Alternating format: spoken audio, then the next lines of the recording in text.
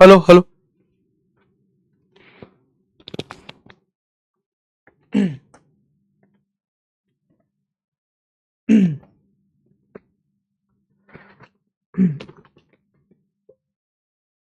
Hello hello hello, good afternoon good afternoon good afternoon. सल बाल सवार लो, आपके बाल बिखर रहे हैं। हाँ तो सुबह 8:30 बजे से पढ़ा रहे हैं बेटा, बाल तो बिखरेंगे ही सही। सब कुछ बिखर गया बॉडी के अंदर और तुम बालों की पड़ी है तुमको। हाँ जी, नमस्ते नमस्ते नमस्ते। 12 बजे के बाद हम किसी को कुछ नहीं समझते। नमस्ते नमस्ते नमस्ते, गुड आफ्टरनून। गुड आफ्टरनून है जी। गुड इवनिंग में गुड आफ्टरनून है जी। नमस्ते नमस्ते नमस्ते। 12 बजे के बाद हम किसी को कुछ भी नहीं समझते। हाँ भाई, हाँ भाई, नमस्ते नमस्ते नमस्ते नमस्ते। हाँ जी, आ जाओ, खुले मैदान में आ जाओ। सर कल क्या पढ़ा रहे थे? कल क्या पढ़ा रहे थे? आ जाओ इधर। आज चला व्यवस्था शुरू होगी। आ जाओ। कल वाली पीडीएफ नहीं लाए क्या आदिल से? नहीं मतलब वो आदिल ने पीडीएफ नहीं दी? क्या कहा उसने? है? आदिल नहीं है?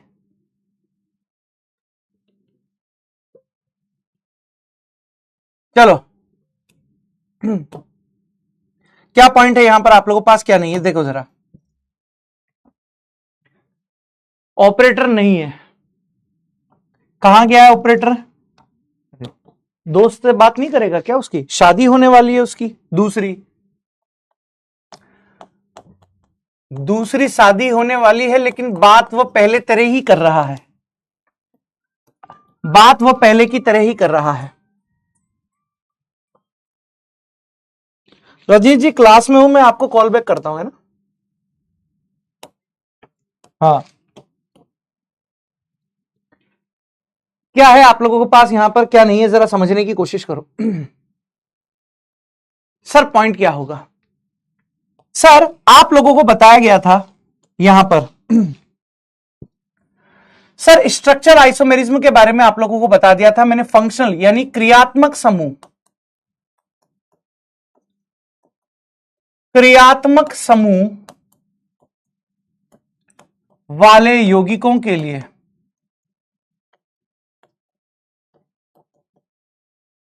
क्रियात्मक समूह वाले यौगिकों के लिए संरचनात्मक समावयवी।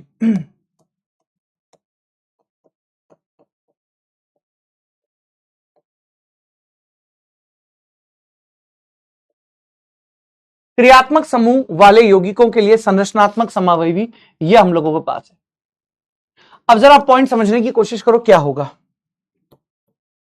सर यहां पर आप लोगों को एक ट्रिक बताई गई थी कि सर यहां पर है CH3, यहां पर आ जाए आप लोगों के पास कोई फंक्शनल ग्रुप, यहां पर आ जाए बेटा आप लोगों के पास C2H5, यहां पर आ जाए कोई फंक्शनल ग्रुप, यहां पर आ जाए आप लोगों के पास C3H7, यहां आ जाए कोई फंक्शनल ग्रुप, यहां पर आ जाए C4H9, यहां पर आ जाए कोई फंक्शनल ग्रुप, यहां पर आ जाए C5H11, यहां आ जाए functional group. CH3, C2H5, C3H7, C4H9, C5H11, ये आप लोगों के पास है। और मैंने यहां पर आप लोगों को बता दिया था, मैंने यहां पर आप लोगों को बता दिया था कि भाई यहां पर संरचनात्मक समावयवी कितने बनेंगे, जरा देखो। यहां पर संरचनात्मक समावयवी कितने बनेंगे? सर यहां संरचनात्मक समावयवी एक बनेगा, यहां पर संरचनात्मक समावयवी एक बनेगा, यहां पर संरचनात्मक समावयवी आप लोगों के पास 2 बनेंगे, यहां पर आप लोगों के पास 4 बनेंगे, और यहां पर आप लोगों के पास 8 बनेंगे।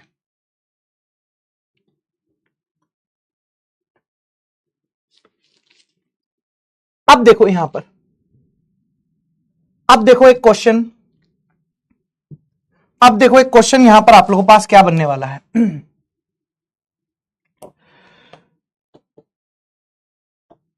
क्वेश्चन यहां पर क्या है?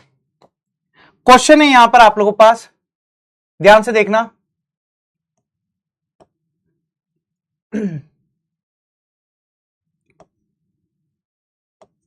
C5H10O के संभव C5H10O के संभव एल्कोहल समावयवी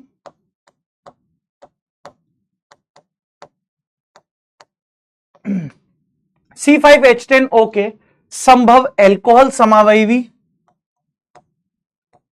तथा संभव ईथर समावयवी की संख्या बताइए।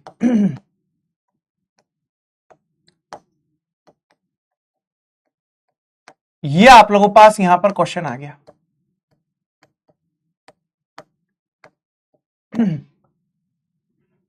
C5H10O के संभव एल्कोहल समावयवी तथा संभव ईथर समावयवी की यहां पर संख्या बतानी है। क्या रहेगा बेटा आप लोगों के पास, क्या नहीं रहेगा, यह आप लोगों को देखना है। क्या रहेगा क्या नहीं रहेगा, जरा ध्यान से देखने की कोशिश कीजिए प्लीज। सबसे पहले तो आप लोगों को यहां पर पता होना चाहिए, डीयू निकालना आप लोगों को आना चाहिए। यहां पर बेटा डीयू निकालना, ठीक, C5H10O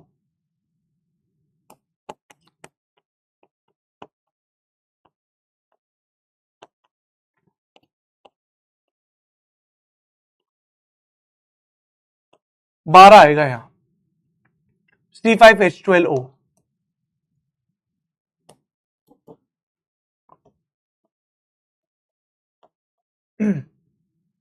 C5H12O C5H12O C5H12O के संभव एल्कोहल समावयवी और संभव ईथर समावयवी की संख्या यहां पर बतानी है। आ जाओ इधर, आओ इधर।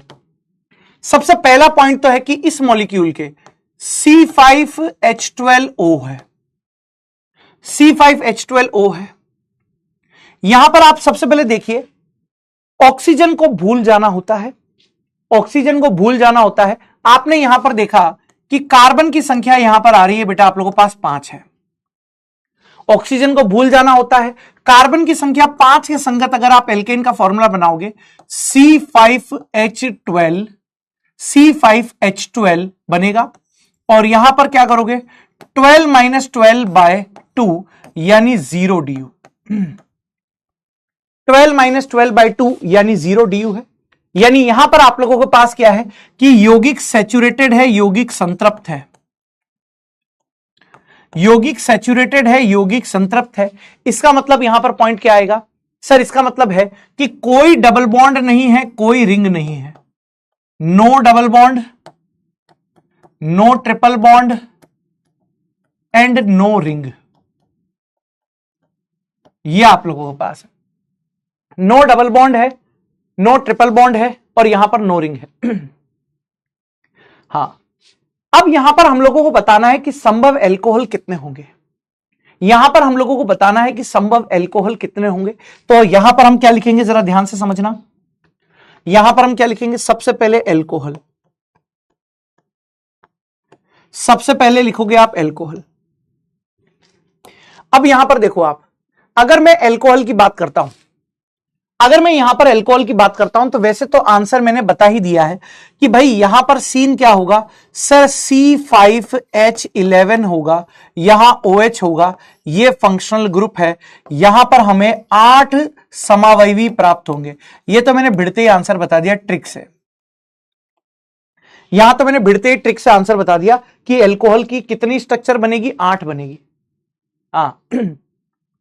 लेकिन किसी के फेफड़ों में सूजन आ रही हो, है ना, किसी को खुजली हो रही हो दिमाग में कि नहीं सर बताओ आप तो 8 कैसे बने, किसी के फेफड़ों में सूजन आ रही हो, है ना, दिमाग में खुजली हो रही हो कि नहीं सर आप तो 8 बनाकर दिखाओ, तो आप यहां पर क्या लिखोगे। ठीक है, आओ कंकाल बनाते हैं, 1 2 3 4 5, ठीक है जी। यहां पर है। सर एक तरफ आप OH यहां लगा सकते हो, ठीक है सर, 1 2 3 4 5, एक OH आप यहां लगा सकते हो। सर कोई पूछे 1 2 3 4 5, एक OH यहां लगा सकते हो। कोई पूछे 1 2 3 4, सर OH यहां लगा सकते हो। सर 1 2 3 4, OH यहां लगा सकते हो। सर 1 2 3 4, OH यहां लगा सकते हो। ठीक है जी, ये हो गया मामला यहां पर। हाँ जी, यहां लगा दिया, यहां लगा दिया, यहां लगा दिया ना।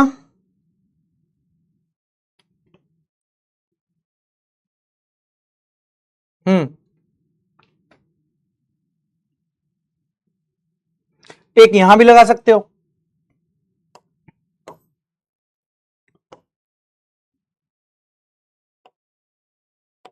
ऐसे भी 1 2 3 4 5, यहां पर भी। और सर एक ऐसे भी बना सकते हो। ये आप लोगों के पास है। और कोई पूछे, चलो इसी क्वेश्चन में आप लोगों से कोई पूछे कि बताओ इस 8 एल्कोहल में कितने 1 डिग्री हैं। आप यहां पर कहोगे ये बन गया 1 डिग्री एल्कोहल। डिग्री ऑफ पहचानना सिखाया था ना, क्योंकि OH यहां पर 1 डिग्री कार्बन से जुड़ा हुआ है इसलिए 1 डिग्री एल्कोहल है। सर OH यहां पर 2 डिग्री कार्बन से जुड़ा हुआ है इसलिए ये यहां पर आप लोगों के पास 2 डिग्री एल्कोहल है। सर OH यहां पर 2 डिग्री कार्बन से जुड़ा हुआ है, लेकिन ये 2 डिग्री और ये 2 डिग्री दोनों अलग अलग हैं, तो ये यहां पर आप लोगों के पास क्या हो गया, 2 डिग्री एल्कोहल हो गया। सर यहां पर ये एल्कोहल आप लोगों के पास 3 डिग्री कार्बन से जुड़ा हुआ है, तो ये आप लोगों के पास 3 डिग्री एल्कोहल हो जाएगा। ये 3 डिग्री एल्कोहल हो जाएगा। मेरे दोस्त यहां पर OH 2 डिग्री कार्बन से जुड़ा हुआ है, ये 2 डिग्री एल्कोहल यहां पर आप लोगों के पास हो जाएगा। मेरे दोस्त यहां पर ये 1 डिग्री कार्बन से जुड़ा हुआ है, तो ये 1 डिग्री एल्कोहल हो जाएगा। और सर यहां पर ये 1 डिग्री कार्बन से जुड़ा हुआ है, तो ये आप लोगों के पास 1 डिग्री एल्कोहल हो जाएगा। और कोई पूछे कि सर ये 1 डिग्री कार्बन से जुड़ा हुआ है, तो ये 1 डिग्री एल्कोहल हो जाएगा।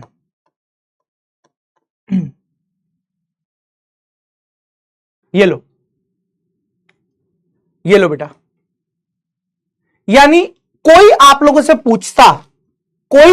पूछता कि इन 8 आइसोमर्स में से कोई अगर आप लोगों से पूछता कि यहां 8 एल्कोहल के जो समावयवी हैं, 8 एल्कोहल के जो समावयवी हैं, इसमें से कितने तो 1 डिग्री एल्कोहल के हैं,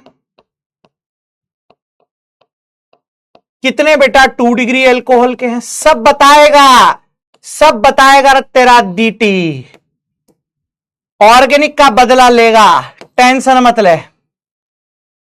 इस 8 एल्कोहल में 1 डिग्री बताइए कितने हैं, 1 है, 2 है, 3 है, 4 है। 1 डिग्री एल्कोहल 4 है। 2 डिग्री एल्कोहल कितने हैं आप लोगों के पास, 2 डिग्री 1 2 3, और 3 डिग्री एल्कोहल यहां पर 1 है। कुछ भी पूछे क्वेश्चन में, कुछ भी पूछे, आराम से कर सकते हो, आराम से कर सकते हो। बोलो क्लियर है, बोले क्लियर है। ये तो हो गया, आप लोगों ने यहां पर बता दिया कि मामला क्या रहेगा। अब बात आती है कि सर ईथर के बारे में बताओ, ईथर कैसे निकालेंगे। घबराने की जरूरत नहीं है। सर ईथर कैसे निकालेंगे हम, देखो ईथर कैसे निकाला जाएगा, आइए मैं आपको बताता हूं। हमें ईथर बनाना है किसका, हमें ईथर बनाना है बेटा C5H12O का। हमें ईथर किसका बनाना है बेटा, हमें ईथर बनाना है C5H12O का। अब आप मुझे बताइए कि ईथर को आप दिखाते किस तरीके से हैं। अब आप मुझे बताइए ईथर को आप कैसे दिखाते हैं। सर ROR, यानी ईथर में ऑक्सीजन बीच में ही रहेगा। ईथर में बेटा ऑक्सीजन बीच में ही रहेगा। अगर आपने ऑक्सीजन को किनारे पर लिख दिया तो वो ईथर नहीं रहेगा, फिर वो एल्कोहल बन जाएगा। याद रखना, ईथर के दोनों साइड कार्बन का रहना अति आवश्यक है। यदि आपने ईथर के दोनों तरफ यहां पर, यानी ऑक्सीजन के दोनों तरफ, यदि आपने ऑक्सीजन के दोनों तरफ कार्बन रखे तो ही वो ईथर होगा, अन्यथा वो आप लोगों के पास ईथर नहीं होगा, तो यहां पर नहीं आएगा। ये आप लोगों के पास है, ये ईथर है सर। ये ईथर है, ROR। अब अगर आप यहां पर ध्यान से देख रहे हैं, ROR है यहां पर, तो अब देखते हैं यहां ऑक्सीजन को फिट करते हैं। अब देखो, सबसे पहले आपने यहां एक कार्बन फिट किया और कार्बन की 4 संयोजकता होती है, एक के साथ यहां बंध बन गया है, तो बाकी 3 के साथ 3 हाइड्रोजन होंगे। सर यहां पर आप लोगों के पास क्या होगा, अब 3 कार्बन होंगे। अब यहां पर CH3 है, यहां पर आप लोगों के पास CH2 है, यहां पर आप लोगों के पास CH2 है। सबसे पहले यहां पर आप लोगों ने ये जमा दिया। मतलब मुद्दे की बात यह है कि सबसे पहले अब आपको सोचना है कि ये कितने प्रकार का बन सकता है। तो आपने ऑक्सीजन रखा, इधर की तरफ एक कार्बन रखा, तो इधर की तरफ 4 कार्बन रहने वाले हैं। अब बहुत ध्यान से सुनना कि ऐसे कितने बनेंगे। फिर दूसरी बार आपने सोचा कि सर यहां एक कार्बन बढ़ाया था, अब 2 कार्बन बढ़ा देंगे। 5 में से 2 इधर लग गए, 3 इधर लगेंगे, इसके कितने बनेंगे। सर अब ऐसा भी तो सोच सकते हैं कि यहां 3 कर देते हैं, यहां 2 कर देते हैं, तो ये दोनों रिपीट हो जाएंगी कंडीशन। अगर आपने ऐसा सोचा कि अब की बार यहां 3 कार्बन कर देते हैं, यहां 2 कार्बन कर देते हैं, तो ऊपर वाली रिपीट हो जाएगी। इसका मतलब ये नहीं होगी, इसका मतलब यहां पर नहीं होगी। अब अगर यहां पर बात करूं मैं कि यहां पर ऑक्सीजन है, यहां पर बेटा आप लोगों को पास कर दिया मैंने 4 कार्बन, यहां कर दिया 1 कार्बन, यहां कर दिया 4 कार्बन, यहां कर दिया 1 कार्बन, तो भी बेटा पहले वाली स्ट्रक्चर रिपीट हो जाएगी। इसका मतलब यहां पर नहीं होगा ये, यानी केवल 2 ही कंडीशन ऐसी है, 2 ही ईथर यहां पर संभव है, C5H12O के। अब सवाल क्या है कि कितनी संरचनाएं प्राप्त होंगी। सवाल यहां पर क्या है कि कितनी संरचनाएं यहां पर प्राप्त होंगी। हमको बनाने की जरूरत नहीं है, आप लोगों से कोई बनवाएगा नहीं, और इतना टाइम भी नहीं है कि बनाने बैठेंगे। अरे ब्रायोफाइटा याद करें कि इसको बनाने बैठे है ना। तो अब देखो, ये है हमारे पास मोटू, ये तो मोटू है, और ये छोटू, ये है छोटू, ये है मोटू, ये है छोटू। अब आप सबको पता है सर कैसे मोटू हुआ है, कैसे छोटू हुआ है। देखो, अरे यहां कार्बन की संख्या ज्यादा है इसलिए ये मोटू ग्रुप है, यहां कार्बन की संख्या ज्यादा है इसलिए ये मोटू ग्रुप है, यहां कार्बन की संख्या कम है इसलिए छोटू ग्रुप है, यहां कार्बन की संख्या कम है इसलिए छोटू ग्रुप है। और याद रखना, याद रखना, जब भी आप लोगों के पास मोटू और छोटू आएंगे, जब भी आप लोगों के पास मोटू और छोटू आएंगे, जीतेगा कौन। जब भी मोटू और छोटू आएंगे, जीतेगा कौन, मोटू जीतेगा। तो मुझे अब बताओ, C4 के साथ कितने बनेंगे, 4। C4 वाली स्ट्रक्चर के साथ कितने बनेंगे, 4। C4 वाली स्ट्रक्चर के साथ कितने बनेंगे, 4, यानी ये वाले 4 बनेंगे ईथर।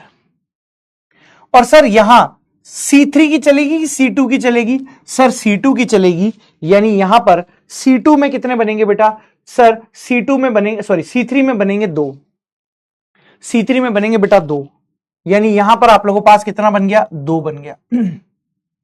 C3 में कितना बन गया बेटा, यहां पर 2 बन गया।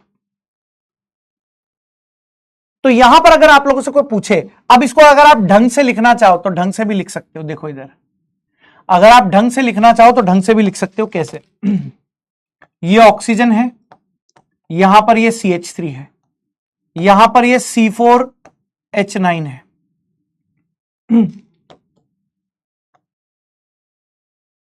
ये मोटू है और ये छोटू है।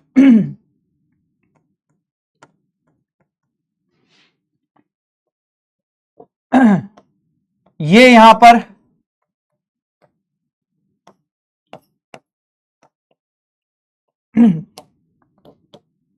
ये मोटू है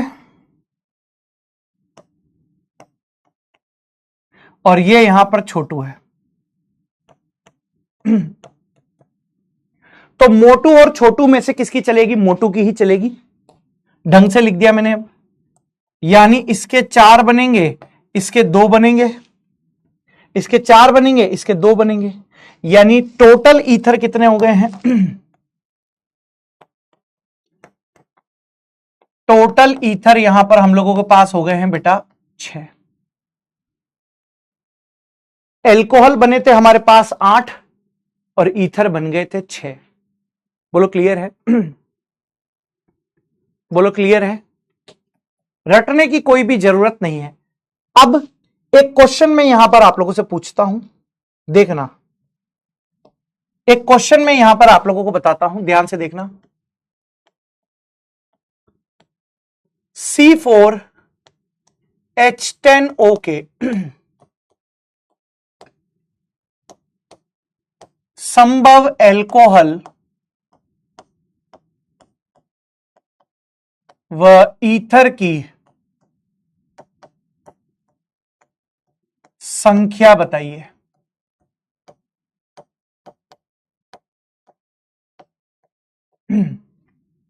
यह आप लोगों के पास है। C4H10O के संभव एल्कोहल व ईथर की संख्या बताइए।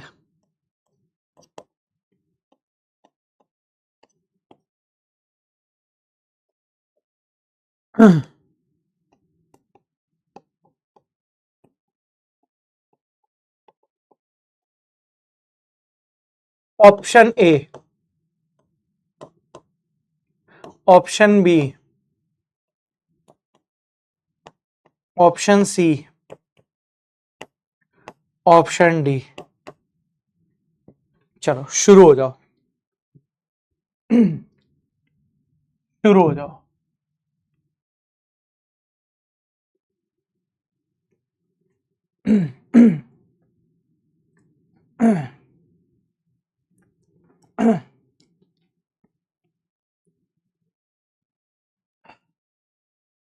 बताओ भाई, क्या आंसर आ गया? प्रीति, आप कौन हो? मैं फरिश्ता हूं प्रीति। आज ही ऊपर वाले ने मुझे भेजा है और कहा है कि धरती वालों का उद्धार करे। मैं फरिश्ता हूं प्रीति, आज ही पैदा हुआ हूं नया नया। ऊपर वाले ने मुझे भेजा, जाओ धरती का उद्धार करो। तो धरती का उद्धार करने के लिए आया हूं मैं, है ना? धरती का उद्धार करने के लिए आया हूं, है? हाँ। हाँ,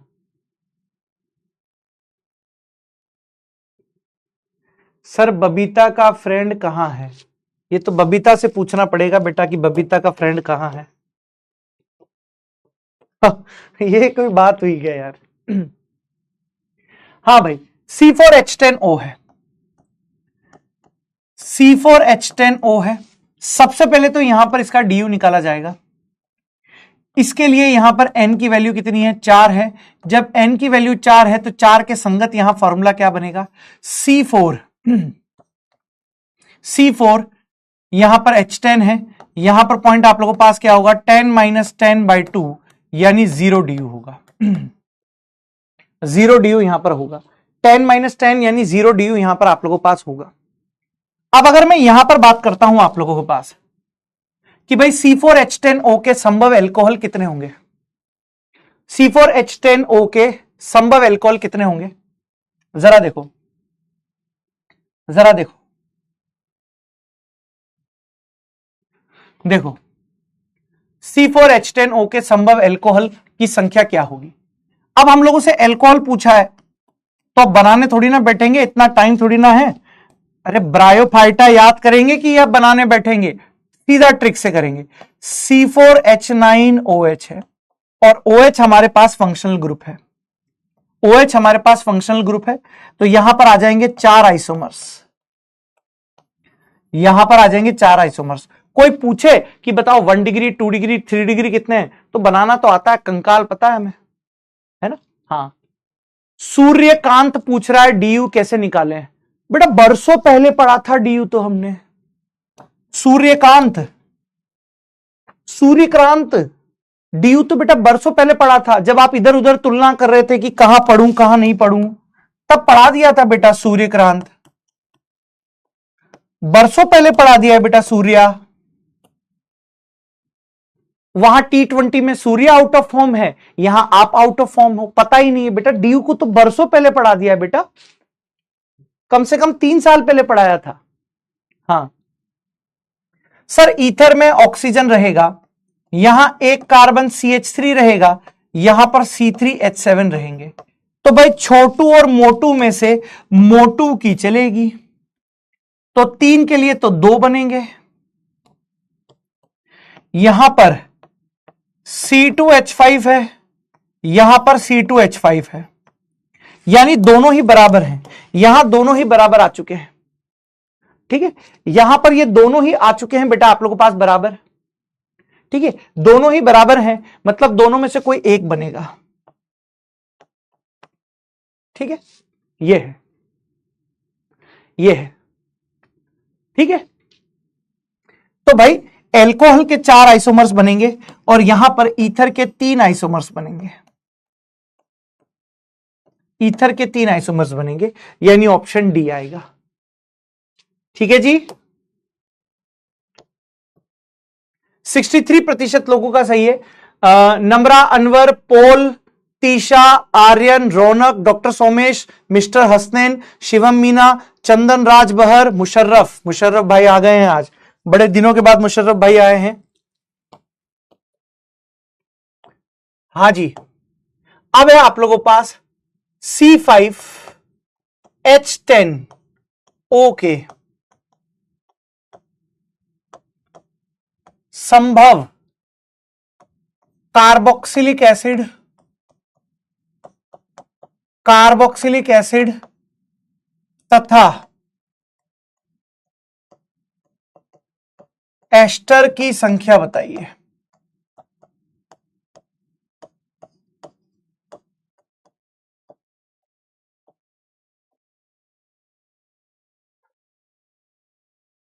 चलिए,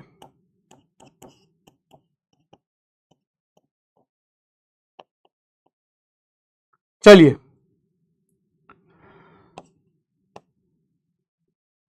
चलिए, पहले मैं बना लूं।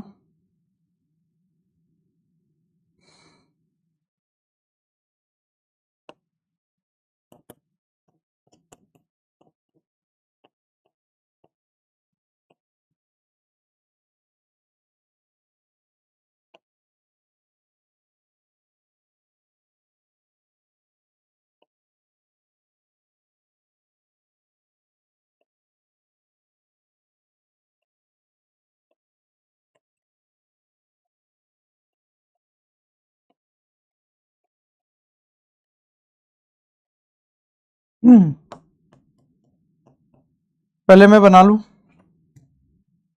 टीप रहे हो, टीप रहे हो,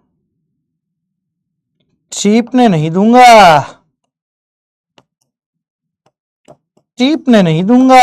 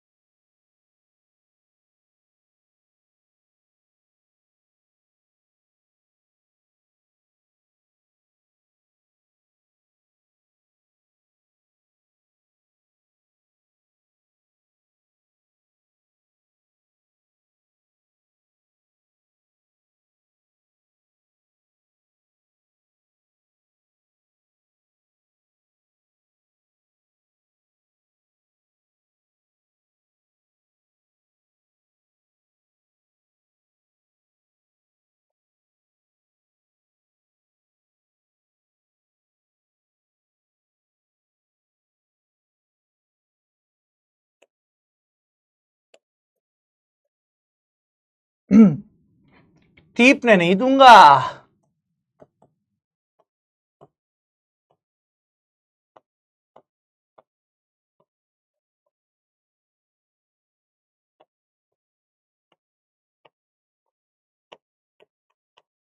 हाँ, करो करो करो। डेफिनेट 100% गलत करोगे, तय बात है। पहले मैं बता देता हूं शांति से, पहले मैं समझा देता हूं। मजेदार सवाल है, गलत करोगे बेटा, पता है मुझे गलत करोगे, है ना, गलत करोगे मुझे पता है। C5H10O के C5H10O के संभव कार्बोक्सिलिक एसिड और एस्टर की संख्या बतानी है, तो घबराने की बिल्कुल भी जरूरत नहीं है। सबसे पहले हम लोगों ने लिया C4H10O, इसका ड्यू निकालेंगे, n की वैल्यू यहां पर 4 है। इस n की वैल्यू को 4 अगर आप मानते हो, इस n की वैल्यू को यदि आप 4 मानते हो तो जरा ध्यान से देखिएगा, 4 के संगत है C4H10, यहां पर आप लोगों के पास आएगा सर क्या होगा, 10 माइनस 10/2 यानी 0 ड्यू है। 10 माइनस 10/2 यानी 0 ड्यू है। 0 ड्यू का मतलब है कि 0, सॉरी, ओहो, C8 करो इसको,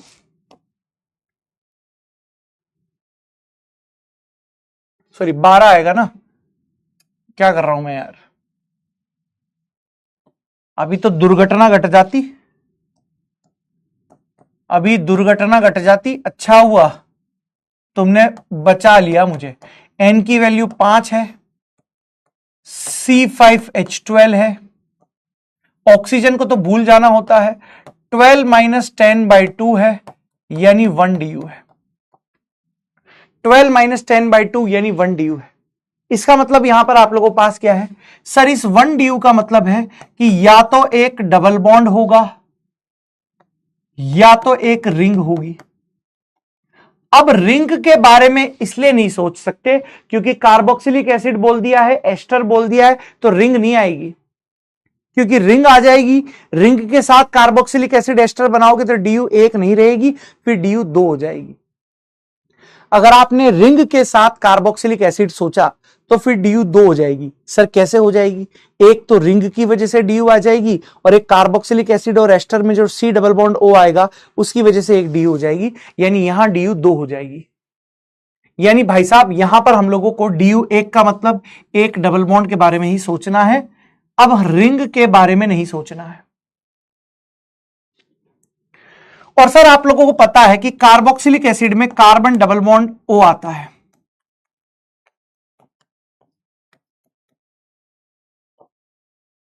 कार्बोक्सिलिक एसिड है, कार्बोक्सिलिक एसिड है, सर यहां पर भी नहीं हो पाएगा, ये आप लोगों के पास है कार्बोक्सिलिक एसिड है। सर अब जमा दो, C4H9, यहां पर आप लोगों के पास है COOH है, O2 भी कर दो, यहां पर इसको O2 भी करो, यहां O2 कर दो, C5H10 O2 कर दो, है ना, कार्बोक्सिलिक एसिड है। अब जरा देखो पॉइंट क्या बनेगा, ये है हमारे पास फंक्शनल ग्रुप है ना, ये हमारे पास यहां पर फंक्शनल ग्रुप है, जरा समझना। तो कार्बोक्सिलिक एसिड के तो हमारे पास सीधे से बन गए कि यहां पर बनेंगे आप लोगों के पास 4 आइसोमर्स, ये तो एकदम इजी हो गया, ये तो एकदम इजी हो गया। अब आप फंस कहां सकते थे, याद रखना, आप फंस सकते थे एस्टर में, और एक ही जगह फंसोगे, बाकी तो आपने भी बना लिए होंगे। आप एस्टर में एक ही जगह फंसोगे, कौन सी जगह पर फंसोगे मैं आपको बता देता हूं। आप एस्टर में कौन सी जगह फंस रहे हो मैं आप लोगों को बता देता हूं, देखो जरा आप एस्टर में कौन सी जगह फंस रहे हो। सर एस्टर में ऑक्सीजन के साथ कार्बन का रहना अति आवश्यक है। अगर आपने ऑक्सीजन की जगह हाइड्रोजन लगा दिया गलती से, तो फिर ये एस्टर नहीं रह पाएगा, फिर ये कार्बोक्सिलिक एसिड हो जाएगा। यानी एस्टर में अति आवश्यक है ऑक्सीजन के साथ कार्बन का रहना। यानी यहां हाइड्रोजन नहीं आएगा, या डेफिनेटली कि भाई कार्बन का आना तय है। इधर आप कार्बन लगाएंगे कोई दिक्कत नहीं है, पर उधर कार्बन लगाना तय है। सर मान लीजिए आपने शुरुआत करी यहां पर एक कार्बन से, और यहां पर फिर देखो 5 में से 2 इधर आ गए हैं, तो बचेगा C3H7। अब आप लोगों को पता लग ही रहा है कि ये है भाई साहब हमारे पास मोटू, क्योंकि कार्बन की संख्या ज्यादा है। ये हो गया हमारे पास मोटू, इसकी चलेगी। और C3H7 में बताइए, C3H7 में संरचनात्मक समावयवी कितने बनेंगे? आपने कहा 2 बनेंगे। C3H7 में संरचनात्मक समावयवी आपने कहा 2 बनेंगे। ये लो 2।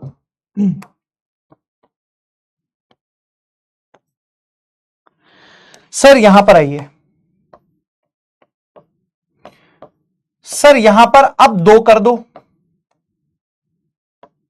यहां पर 2 कर दो। अब की बार दोनों बराबर है, कोई मोटू नहीं है कोई छोटू नहीं है, दोनों बराबर है। आपने कहा कि भाई साहब यहां पर 2 के लिए कितने आएंगे? 2 के लिए कितने आएंगे? आपने कहा 1 आएंगे। 2 के लिए कितने आएंगे? आपने कहा 1 आएंगे, यानी यहां पर 1 आएगा।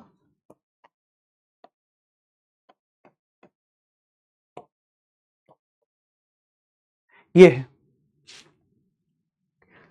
सर,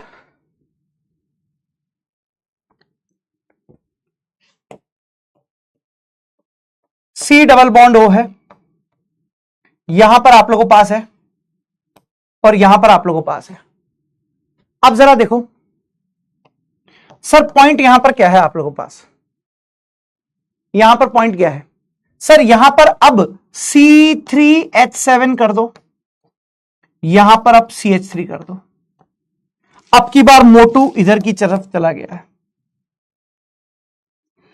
अब की बार मोटू इधर आ गया है। आप देखो स्ट्रक्चर अलग अलग है। ये C3H7 जुड़ा हुआ था कार्बन से, ये C3H7 जुड़ा हुआ है ऑक्सीजन से। ऊपर वाली और ये वाली दोनों अलग अलग है। अब ध्यान से देखना, यही खेल था। ऊपर वाला C3H7 कार्बन से जुड़ा हुआ था, यहां C3H7 ऑक्सीजन से जुड़ा हुआ है, इसका मतलब अलग है। और C3H7 में कितनी बनेगी सर? 2 बनेगी। सर एक पॉसिबिलिटी ऐसी भी हो सकती है, C4H9 यही नहीं बनाई होगी आप लोगों ने।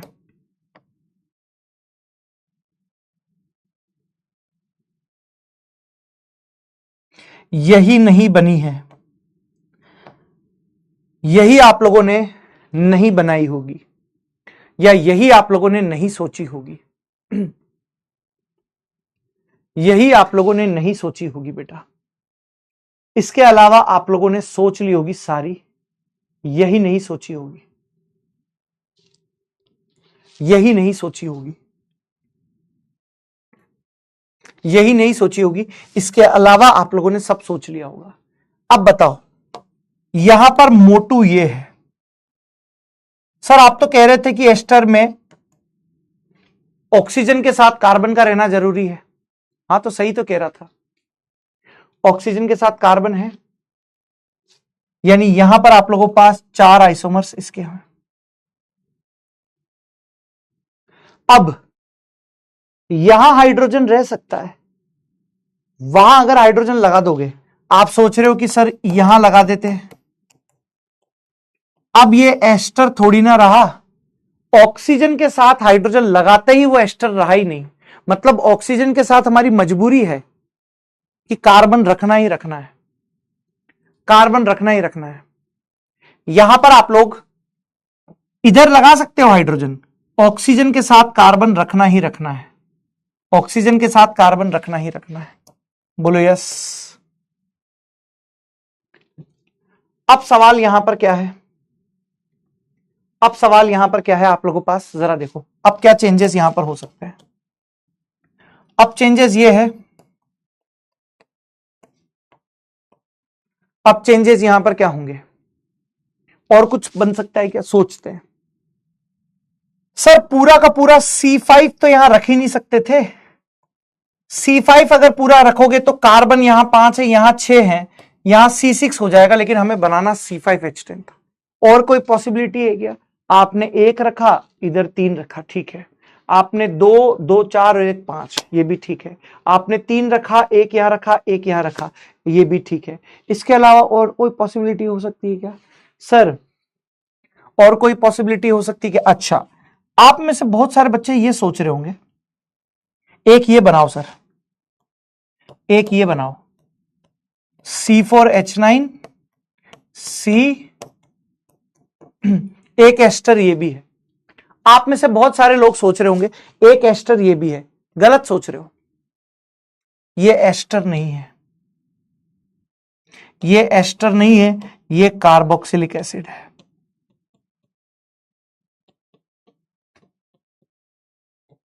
ये एस्टर नहीं है, ये कार्बोक्सिलिक एसिड है। इसका मतलब आप यहां C4 नहीं रख सकते, मतलब यही पॉसिबिलिटी है। अब आप यहां एक कार्बन रखते थे, ये आ गया, 2 रखते थे, ये आ गया, 3 रखते थे, ये आ गया, यहां एक रखते थे, ये आ गया, 2 रखते थे, ये आ गया, 3 रखते थे, ये आ गया, 4 रखते थे, स्पेशल ये आ गया। अब आप मुझे बता सकते हैं कि एसिड और एस्टर की संख्या कितनी होगी। अब आप मुझे बता सकते हैं, अब आप मुझे बता सकते हैं, बताइए अब कितना होगा मामला, बता दो जल्दी से। नीरज, अंश, तौसीफ राजा, विशाल, दिव्यांशी, राजकुमार गुज्जर, सूरज, मैंने कहा ना यही फंसे होंगे, यही फंसे होंगे तुम, और कहीं नहीं फंसे होंगे। हाँ भाई, कितना आ रहा है हिसाब किताब? ऋषु, गरिमा, विधि, आयुष, कविता, मनोज, आकांक्षा, मोहम्मद वसीम खान, अमीशा, लक्षु शर्मा। एक बार मजा आ गया है तो थम्स अप भेज दीजिए। हाँ जी,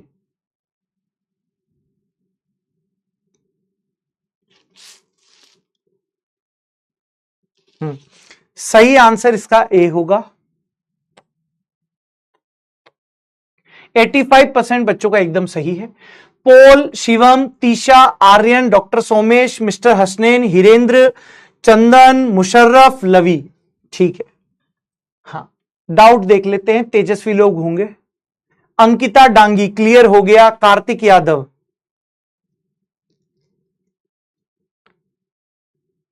हाँ। शिवानी, हाँ। अट,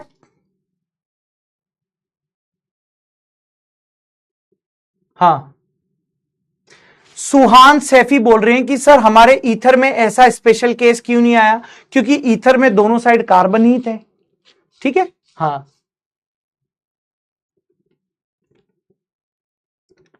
सूरज केसरवानी, सर ये स्ट्रक्चर आपने मन से बनाया है क्या? नहीं बेटा, हाँ।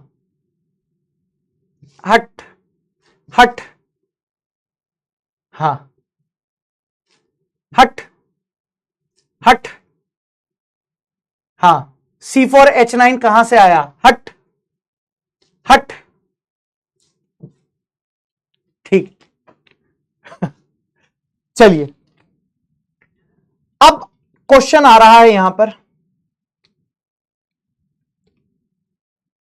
क्वेश्चन आ रहा है ये, C3H6O से संभावित कार्बोनिल यौगिकों की संख्या।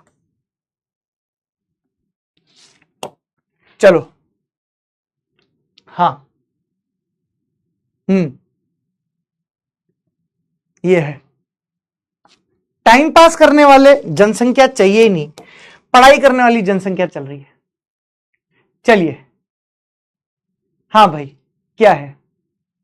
C3H6O से संभावित कार्बोनिल यौगिकों की संख्या। हाँ जी,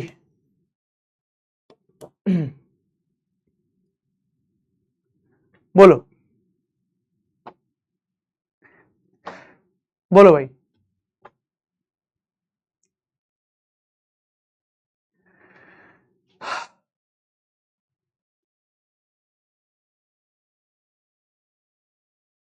हाँ भाई।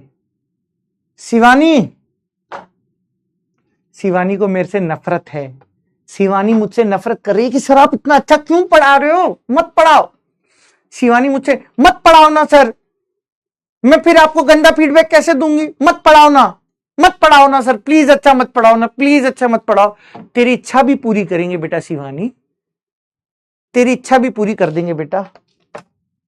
तो अगर आपको अच्छा पढ़ाई नहीं देखना है तो आप जा सकती हो। टाटा शिवानी, टाटा, जाओ ना बेटा आप यहां से। Who call you, who call you.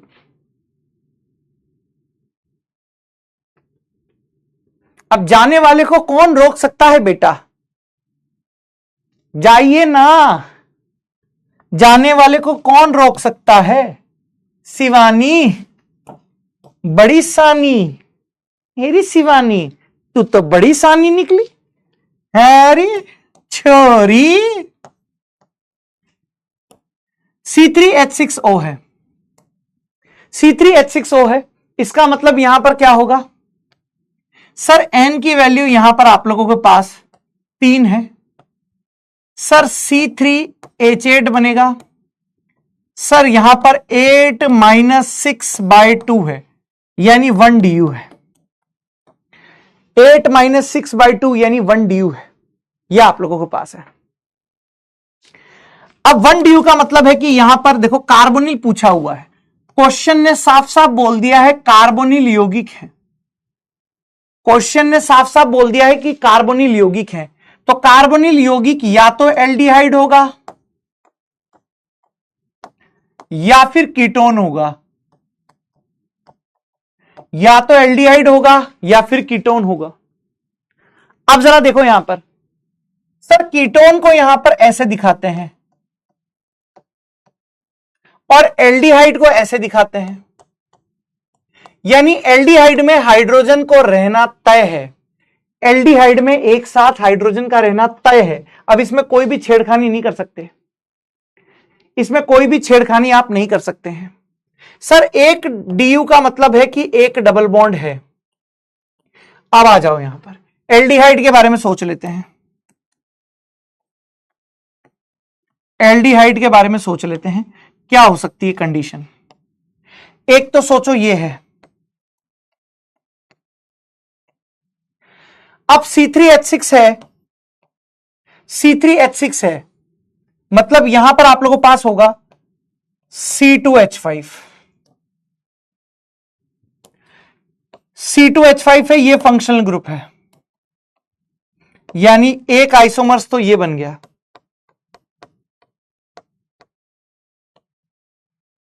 एक ही बनेगा और कुछ नहीं कर सकते। अब आप में से बहुत सारे ज्ञानी बोल रहे होंगे सर इधर चेन लगा दो ना, ये अलग बन जाएगा। हाँ बेटा, गलती हो गई बेटा, मेरे से पाप हो गया इस धरती पर जन्म लेके। कोई बोल रहा होगा सर ऐसे देखो ये अलग बन गया, पाप हो गया बेटा मेरे से इस धरती पर जन्म लेके। सर ऐसे बीच में लगा दो ना, ऐसे, ऐसा कोई है कि सर देखो अलग अलग स्ट्रक्चर, ऐसा कौन है जिसने ऐसा किया है, ऐसा कौन है जिसने ऐसा किया है, ऐसा कौन है बेटा जिसने ऐसा किया है, ऐसा कौन है जिसने ऐसा किया है। शर्मा जी लग रहे हैं, शर्मा जी, शर्मा जी हैं, शर्मा जी गुस्से से बौखला रहे हैं लगता है, शर्मा जी ने किया है ऐसा, ठीक है, ऐसा शर्मा जी ने किया है। इसका मतलब बेटा यहां पर केवल एक ही स्ट्रक्चर बन सकती है एल्डिहाइड की, और कुछ नहीं बन सकती। यहां पर C2H5 है, ठीक है, ये है, ये, हाँ। अब पॉइंट यहां पर क्या बनेगा, अब पॉइंट यहां पर क्या बनेगा सर, कीटोन कितने तरीके के बन सकते हैं। तो बेटा बेटा बेटा कीटोन कितने के बनेंगे, करे हैं सवाल कभी? करे हैं सवाल? स्कूल में पढ़कर आए हो ना अभी? करे हैं सवाल? सर ये कीटोन है। अब टोटल कार्बन ही 3 रखने हैं, टोटल कार्बन ही 3 रखने हैं, टोटल कार्बन ही 3 रखने हैं। यहां एक आएगा, यहां एक आएगा। अब कितने लोग ऐसे हैं जो कहीं दूसरी जगह पढ़कर आए हैं, वो बोल रहे हैं सर ऐसे करूंगा मैं, 0.5 कार्बन 1.5 कार्बन। कोई ऐसा तो नहीं है ना कि सर 0.5 कार्बन 1.5 कार्बन अलग स्ट्रक्चर बन गई है ना? कोई ऐसा महान व्यक्ति हो तो मेरा प्रणाम है उस महान व्यक्ति को, है ना, मेरा प्रणाम है। यानी कीटोन भी एक ही बनेगा, कीटोन भी एक ही बनेगा, कीटोन भी एक ही बनेगा, एक आइसोमर। कीटोन भी एक ही बनेगा, एक आइसोमर। मतलब टोटल मिलाकर 2 है। 76% लोगों का सही है। Poll leader board, doctor Somesh, mister Hasnain, Shivani, Musharraf, Aryan, Raunak, Lavi, Namra, Siddhanshu.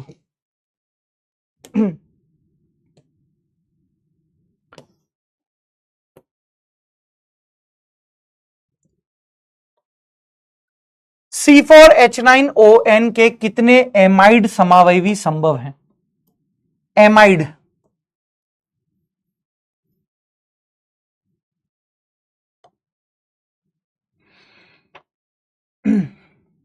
C4H9ON के कितने एमाइड समावयवी यहां पर संभव हैं, यह आप लोगों को देखना है। एमाइड मतलब यह होगा,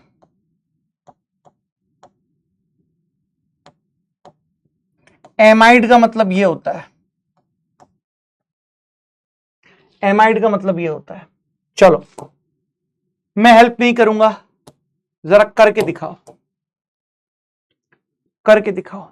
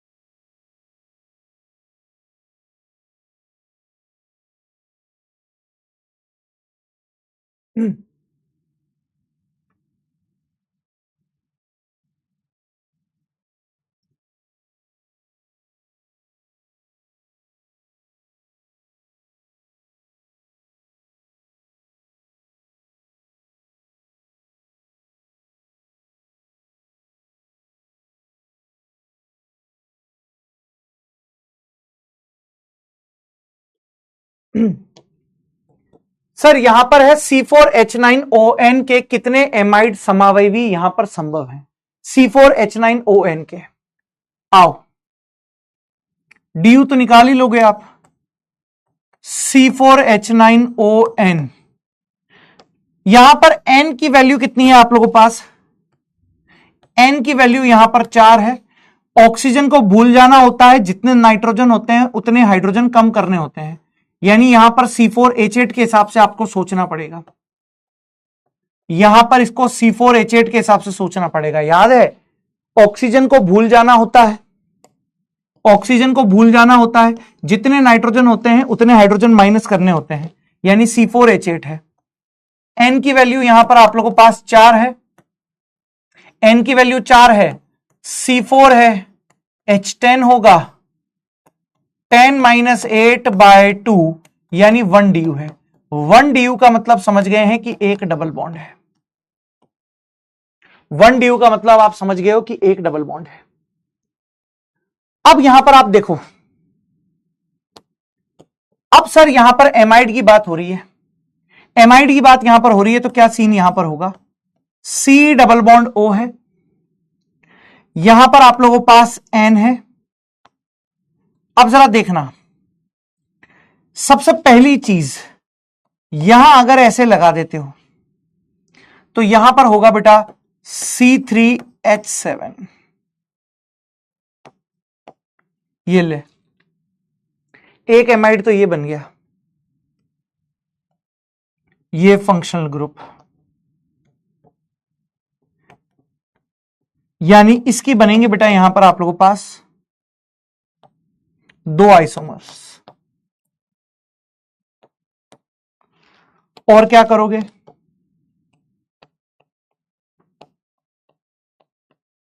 सर एक काम ये करो, यहां CH3 कर दो, दो हो गए हैं, C2H5 कर दो, ये आ गया है अब मोटू, ये मोटू आ गया है, मोटू आ गया है, बहुत बढ़िया हो गया है सर काम, मोटू आ गया है, बहुत बढ़िया हो गया है। यहां पर हो गए हैं बेटा आप लोगों के पास एक आइसोमर, यही तो बात थी, इसी के लिए तो पैसा दिया है बेटा तुम लोगों ने, यही सीखने के लिए दिया है, मीठी मीठी बातों से काम नहीं चलेगा। सर ऐसा भी तो हो सकता है,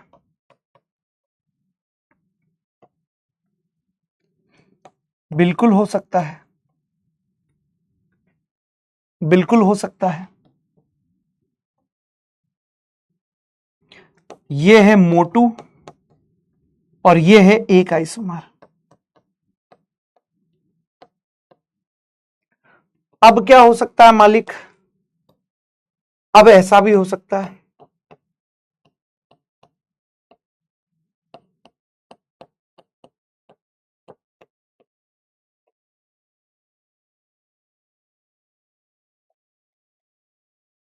ये लो, अब की बार मोटू कौन हो गया,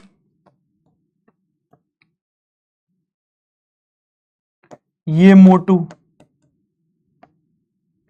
यहां पर आप लोगों के पास इसकी चलेगी एक आइसोमर, ये हो गया। सर और क्या वैरायटी हो सकती है, और ये हो गई,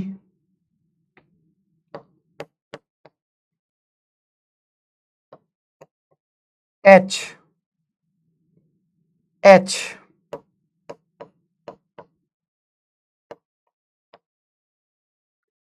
C3H7, C3H7, यानी 3 और 1 4, 7 8 9, C3 है, यहां पर C3 हो गया है मोटू, दो आइसोमर, यहां दो आइसोमर, ठीक है जी, यहां दो आइसोमर, 2 और 1 3, 3 और 2 5, 6 और 1 7, एक और बनेगा, एक और बन सकता है, क्या बन सकता है मेरे लाल, एक और बन सकता है, और एक क्या बनेगा, और एक क्या बनेगा, दो दो ले लें,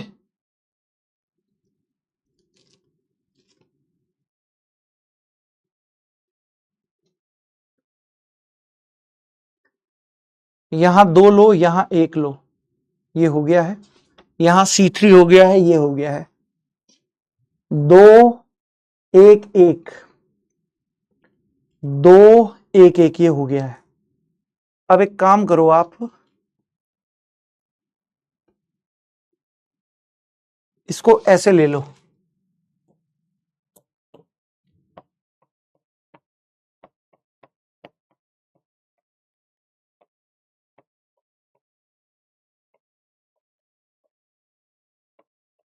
यस, ये भी एक ही बनेगा,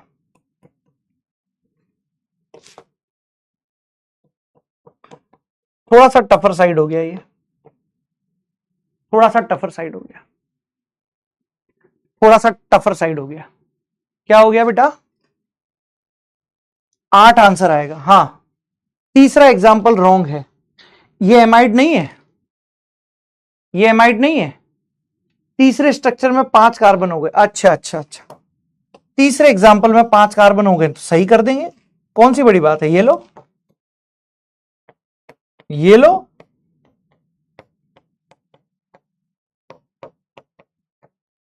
एक दो तीन, ये लो, ये लो, क्या दिक्कत है? ये लो, ये लो, क्या दिक्कत है? क्या दिक्कत है? ये लो, गिनो कितने हो गए? 2 और 1 3 और 1 4, 5 2 7 और 1 8। ये लो,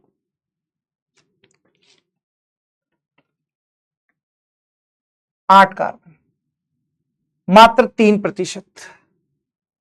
यह आपकी जमीनी हकीकत है जो आप लोग सीख कर आए हो कहीं भी। रौनक, सानिया, खुशबू, अमन, रैया खान, आयुषी, विकास, निकिता, कोमल, रोलीपाल। अब मेरी बात को बहुत ध्यान से समझ लेना।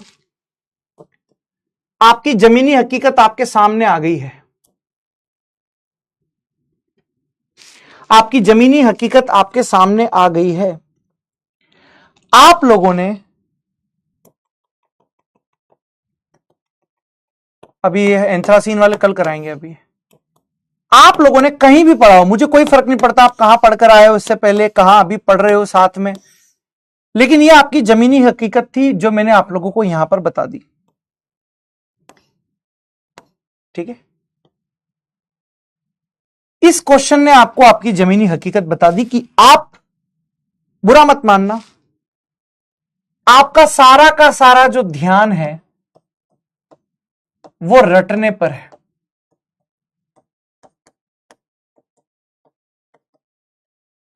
आपका सारा का सारा ध्यान रटने पर है। आप फिजिक्स में सोचते हो कि हम स्टैंडर्ड सवाल को याद कर लें, है ना। आप फिजिक्स में क्या करते हो कि आपको कोई सवाल कराया गया है तो उसी सेम तरीके का अगर सवाल पूछ लिया जाता है तो आप कर देते हो। लेकिन अगर सवाल की लैंग्वेज थोड़ी भी अटपटी आती है या सवाल को थोड़ा सा भी चेंज कर दें तो आप वहां फैल जाते हो। क्यों? क्योंकि हम समझते नहीं है, हम रटते हैं। हम समझते नहीं है, हम रटते हैं। और जो व्यक्ति समझाने पर जोर देता है तो हमारा फोकस होता है कि नहीं सर आप तो रटवा दो, हमको समझ में नहीं है। ये सारी डिफरेंट स्ट्रक्चर्स हैं, ये सारी डिफरेंट स्ट्रक्चर्स हैं, करके देख लेना। सबके नाम अलग अलग हैं, करके देख लेना। अगर आपका सारा ध्यान रटने पर रहेगा तो याद रख लेना वापिस पिछले साल वाला ही हिसाब हो जाएगा। भगवान ना करे कि इस साल पेपर का लेवल कठिन आ जाए, भगवान ना करे कि पेपर का लेवल कठिन आ जाए। अगर पेपर का लेवल कठिन आया तो मैं नहीं चाहता कि आप लोग ये डायलॉग मारो कि नहीं सर आपने क्लास के अंदर खाली मीठी मीठी बातें करी थी, क्लास के अंदर डायलॉग बाजी करी थी, हमसे सवाल नहीं बने। मैं ऐसा नहीं चाहता हूं। मेरी क्लास का एकमात्र नियम है सवाल होंगे ज्यादा। मैं हंसाता हूं आपको, हंसाने के पीछे का मेरा लॉजिक होता है कि क्लास आपको बोरिंग ना लगे। उसके पीछे का उद्देश्य यह नहीं है कि मैं आपको सरल सरल चीजें करा दूं और साइड से निकल जाऊं। याद रख लेना मेरी क्लास में ऐसा नहीं होगा। मैं आपको इजी लेवल की चीजों में मीठी मीठी बातें बोलकर फंसाऊंगा नहीं।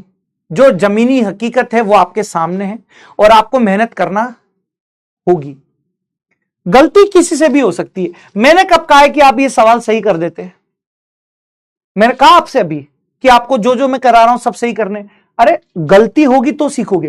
हो सकता है किसी का 4 आ रहा होगा, हो सकता है किसी का 5 आ रहा होगा, हो सकता है किसी का 6 आ रहा होगा, हो सकता है किसी के 9 भी आ रहे होंगे, हो सकता है किसी के 10 भी आ रहे होंगे। बिल्कुल हो सकता है, मुझे उसमें कोई आपत्ति नहीं है। आप सवाल गलत करोगे मुझे अच्छा लगेगा, लेकिन हां आप तुक्के मारोगे तो वो गलत चीज है। आप में से आधे से ज्यादा लोग क्या करते हैं, कमेंट में जो ऑप्शन आता है उसी को ही तुक्का मार देते हैं। मैं चाहता हूं आप अपना दिमाग यूज करो। दिमाग यूज करने के बाद आपका आंसर गलत आ रहा मुझे चलेगा, बल्कि मुझे खुशी होगी कि हां मेरे बच्चे सवाल सॉल्व कर रहे हैं। और एक चीज याद रख लेना, ये दुनिया सिर्फ और सिर्फ अपने स्वार्थ पर टिकी है।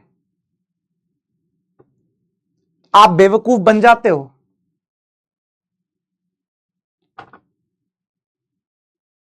याद रखना क्वेश्चन इसी वैरायटी के आएंगे।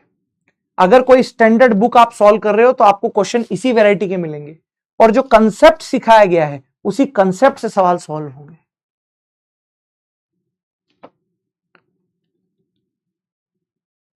आप इस समझ रहे हो इन बातों को?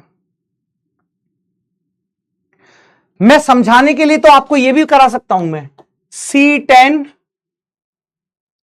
H22 के संरचनात्मक समावयवी कराने को तो मैं ये भी करा सकता हूं, मुझे आता है। मुझे तो 10 12 15 टाइम लगेगा, समय ज्यादा लगेगा, घंटा भर इसी में ही चला जाएगा, लेकिन मैं तो बना दूंगा। तो याद रखना क्वेश्चन किस तरीके के आ रहे हैं,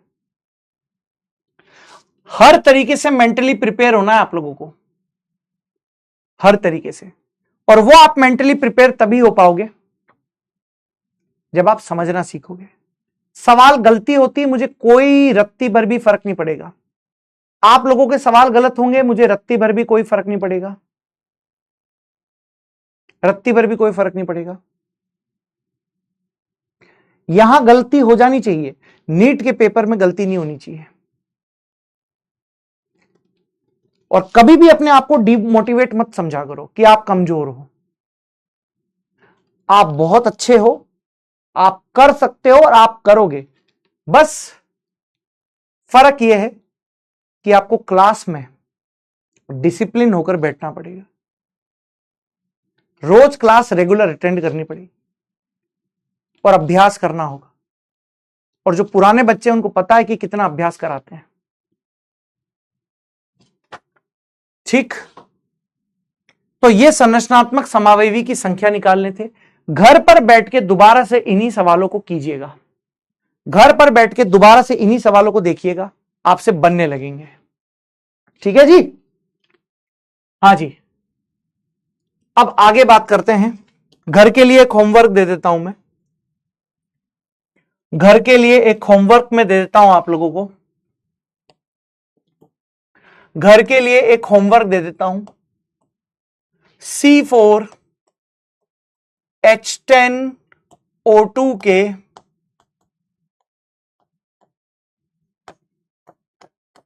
संभव कार्बोक्सिलिक एसिड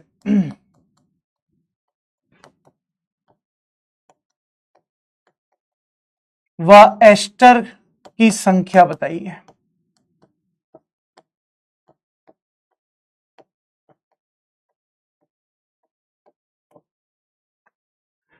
इसके अलावा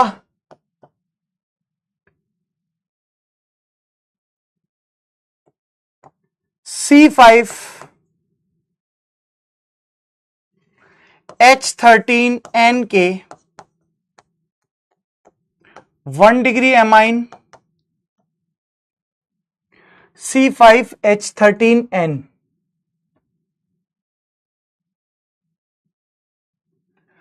कॉमा 2 डिग्री एमाइन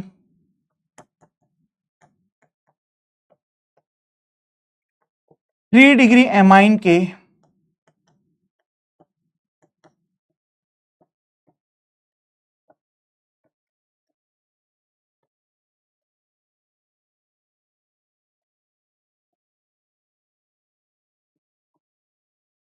बोलो ठीक है, बोलो क्लियर है। ये सवाल आप लोगों को होमवर्क में ट्राई करने हैं, ये सवाल आप लोगों को होमवर्क में ट्राई करने हैं।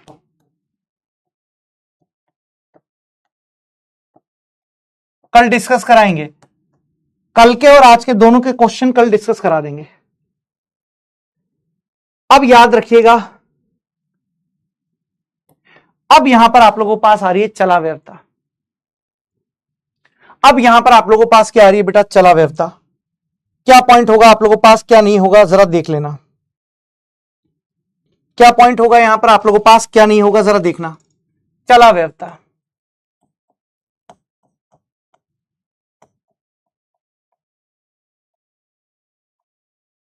ट्यूटोमेरिज्म,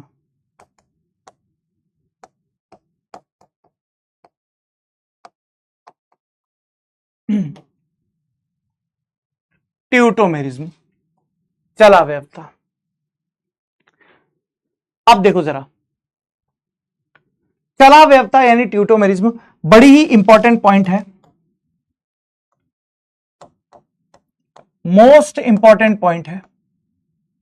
चला व्यवता यह आप लोगों के पास है, ट्यूटोमेरिज्म यानी चला व्यवता, चला व्यवता यानी ट्यूटोमेरिज्म यह आप लोगों के पास है। अब यदि आप चला व्यवता यानी ट्यूटोमेरिज्म की बात करोगे,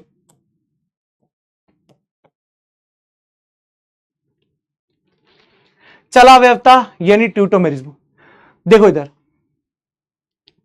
सर, चला व्यवता यानी ट्यूटोमेरिज्म का मतलब क्या होगा, जरा आप एग्जाम्पल से समझने की कोशिश कीजिएगा। बहुत ही साधारण सा एग्जाम्पल आप लोगों को सामने में ले रहा हूं।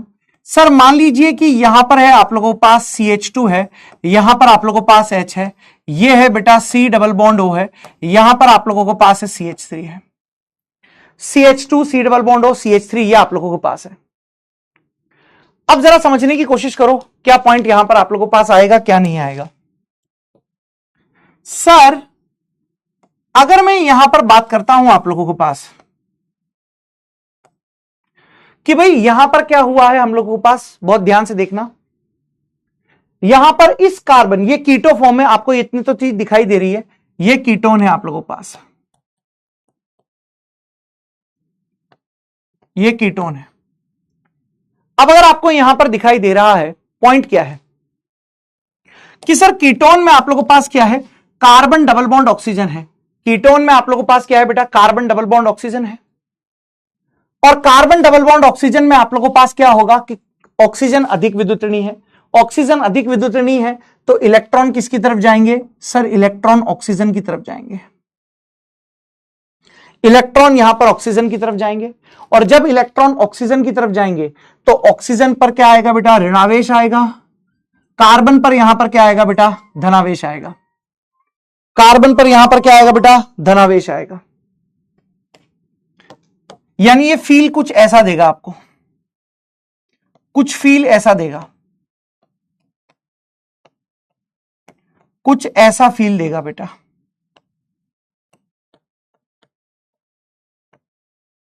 कुछ ऐसा फील देगा। क्या इतनी चीज क्लियर है?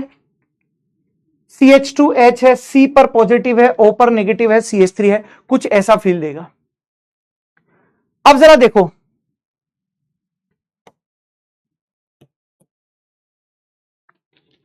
अब यहां पर क्या होगा सर, यहां पर पॉइंट यह होगा कि यहां पर हाइड्रोजन आप लोगों के पास है। अब होगा क्या यहां पर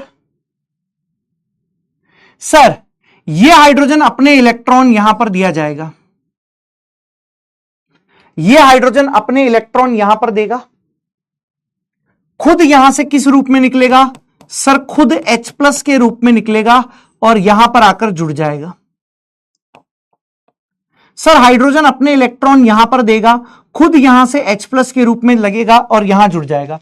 मतलब यहां पर क्या हो जाएगा बेटा आप लोगों के पास, CH2 डबल बॉन्ड C, यहां पर OH है, यहां पर आप लोगों के पास है CH3, CH2 double bond C OH, यहां पर आप लोगों के पास CH3 है, यह बनेगा बेटा यहां पर इनॉल फॉर्म, यह बनेगा बेटा इनॉल फॉर्म, यह बनेगा यहां पर इनॉल फॉर्म, यह इनॉल फॉर्म है, ठीक है। हाँ विशाल, टारगेट तेरा गलत है बेटा विशाल, ठीक है विशाल तेरा गलत है, आंसर 8 ही आएगा एमाइड का, ठीक है विशाल तेरा गलत है, जाके गूगल से चेक कर ले, ठीक है कोई अच्छी किताब हो तो चेक कर लेना, आंसर 8 ही आएगा उसका, ठीक है विशाल। हां जी, ये इनोल है।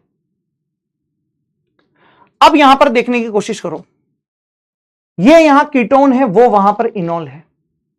अगर आप ढंग से देख पा रहे हो तो यहां हुआ क्या है एक्चुअली में, यहां हुआ क्या है बेटा आप लोगों के पास एक्चुअली में? सर यहां पर यह हुआ है कि जो आप लोगों के पास ऑक्सीजन है, सॉरी, जो आप लोगों के पास हाइड्रोजन है, जो यहां पर आप लोगों के पास हाइड्रोजन है, वो हाइड्रोजन क्या होगा बेटा आप लोगों के पास? सर ये हाइड्रोजन मूव करता हुआ, ये हाइड्रोजन मूव करता हुआ ऑक्सीजन के पास चला गया है। ये हाइड्रोजन चलकर किसके पास चला गया है बेटा? ऑक्सीजन के ऊपर चला गया है ना? ये हाइड्रोजन मूव करता हुआ ऑक्सीजन के पास यहां पर चला गया है। अब जरा देखने की कोशिश करो, ये हाइड्रोजन मूव करता हुआ ऑक्सीजन के पास चला गया है, और ये जो हाइड्रोजन है, ये कौन सा हाइड्रोजन कहला रहा था? ये कौन सा हाइड्रोजन कहला रहा था? आप बोलोगे इसे अल्फा हाइड्रोजन,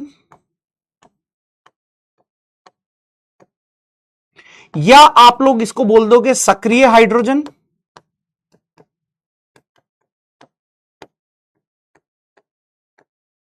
या आप लोग इसको बोल दोगे एक्टिव हाइड्रोजन।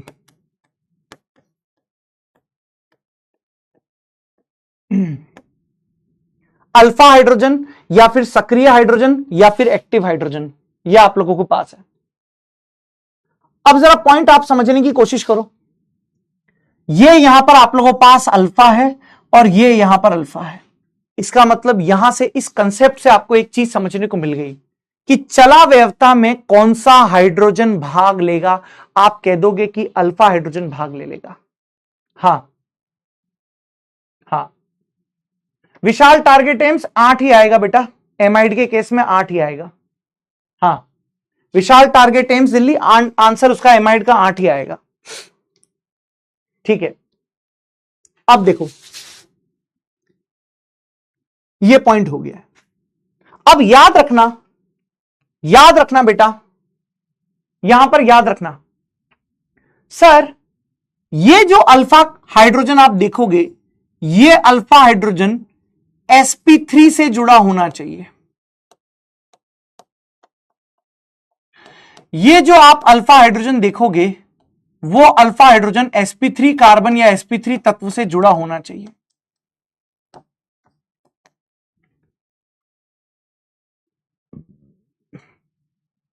ठीक है, ये आप लोगों के पास जो कार्बन है वो sp3 कार्बन से जुड़े होने चाहिए। क्या इतना पॉइंट क्लियर हो गया है? क्या इतना पॉइंट क्लियर हो गया है? यानी यहां पर एक पॉइंट जो आप लोगों को समझना पड़ेगा, वो क्या है पॉइंट? चला व्यवस्था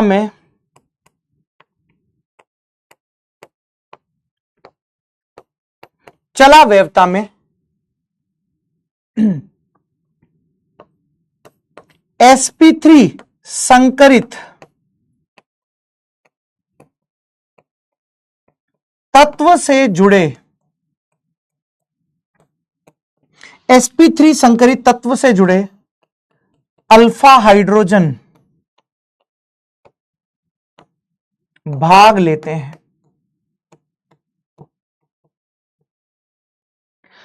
चला व्यवस्था में sp3 संकरित तत्व से जुड़े अल्फा हाइड्रोजन भाग लेते हैं। और एक चीज यहां पर नोट की फॉर्म में याद रख लेना, ब्रिज पोजीशन वाले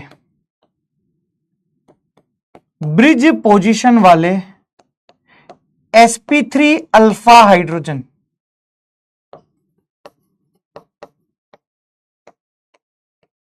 चला व्यवस्था में भाग नहीं लेते।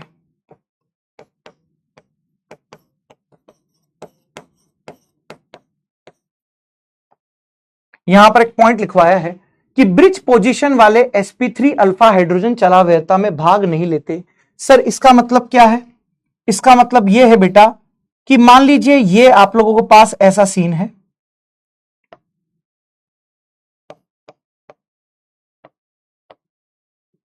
यहां CH3 है, यहां CH3 है। अब जरा गौर करने की कोशिश करना जो मैं यहां पर आप लोगों के पास हूं, ठीक है, जरा यहां पर ध्यान से देखने की कोशिश करो। यहां पर आप लोगों के पास क्या है सर, अगर आप ढंग से देख रहे हो, यहां पर ये C डबल बॉन्ड O है, यहां पर ये कार्बन आप लोगों के पास अल्फा है और ये अल्फा है, यहां पर ये हाइड्रोजन है, यहां पर ये हाइड्रोजन है। और याद रखिएगा ये यहां पर ब्रिज पोजीशन पर है, ये यहां पर आप लोगों के पास ब्रिज पोजीशन पर है। और सर ब्रिज पोजीशन वाला कभी भी चलावयवता में भाग नहीं लेता है। सर क्यों भाग नहीं लेता है? क्योंकि वहां एंगल स्ट्रेन आ जाती है, कोणीय विकृति आ जाती है, एंगल स्ट्रेन आ जाती है, कोणीय विकृति आ जाती है। ठीक है सर, अभी देखना आप, अभी यानी सर यहां पर चलावयवता की कंडीशन क्या होती है, आप लोगों को यह चीज पता पड़ गई है कि सर हमेशा sp3 वाला ही गिनना है, sp2 वाला नहीं गिनना है। याद रखना,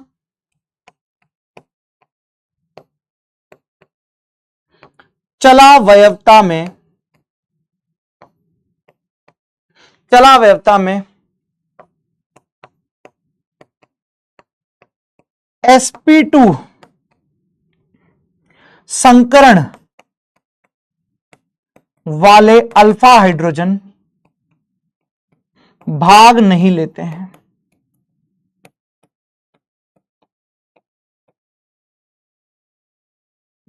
चलावयवता में sp2 संकरण वाले अल्फा हाइड्रोजन भाग नहीं लेते हैं। अब याद रखिएगा, ये तो आपने बता दिया।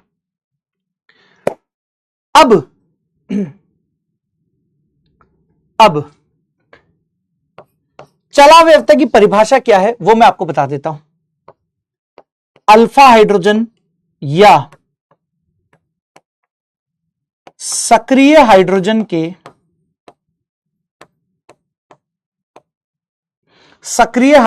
के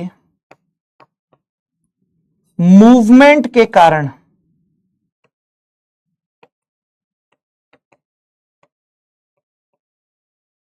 अल्फा हाइड्रोजन या सक्रिय हाइड्रोजन के मूवमेंट के कारण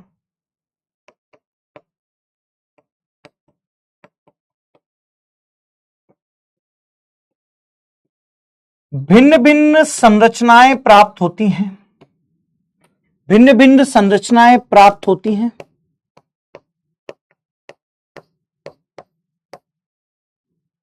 तो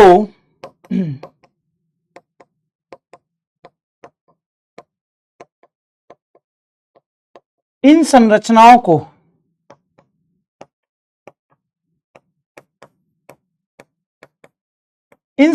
को आपस में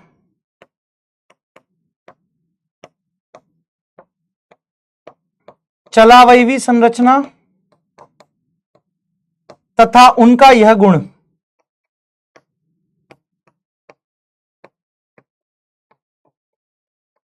चलावयवता कहलाता है।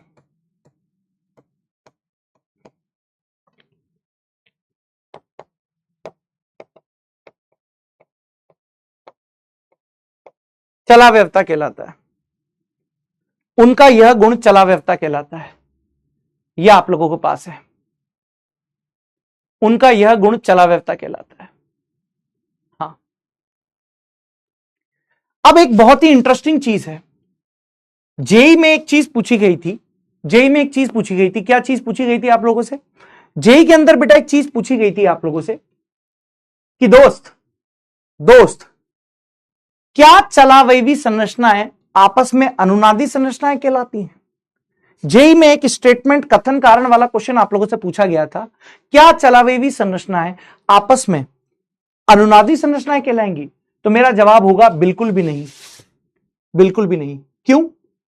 क्योंकि याद करो, मैंने अभी तो अनुनाद पढ़ना बाकी है, लेकिन आप लोगों को पता होना चाहिए कि भाई अनुनाद में क्या होता है। अनुनाद में कोई भी परमाणु अपनी जगह से हिलता नहीं है, अनुनाद में केवल पाई इलेक्ट्रॉन गति करते हैं। अनुनाद में यानी रेजोनेंस के अंदर केवल पाई इलेक्ट्रॉन गति करते हैं। परमाणु या अणु अपनी जगह से नहीं हिलते हैं। इसका मतलब है कि भाई यहां तो हाइड्रोजन एक स्थान से दूसरे स्थान पे जा रहा है, इसका मतलब है कि हाइड्रोजन ने अपनी पोजीशन बदल ली है। इसका मतलब चलावयवी संरचनाएं अनुनादी संरचनाएं नहीं होती। बहुत ही तगड़ा पॉइंट है, स्टेटमेंट में आप लोगों से कोई भी पूछ सकता है, यह आप लोगों ने यहां पर कर लिया। चलावयवी संरचनाएं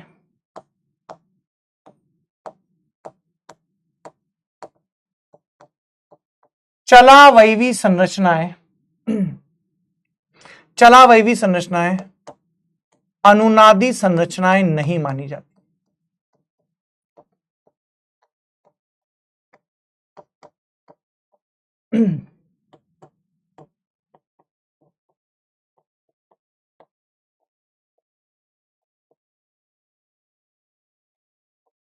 चलावयवी संरचनाएं अनुनादी संरचना नहीं मानी जाती।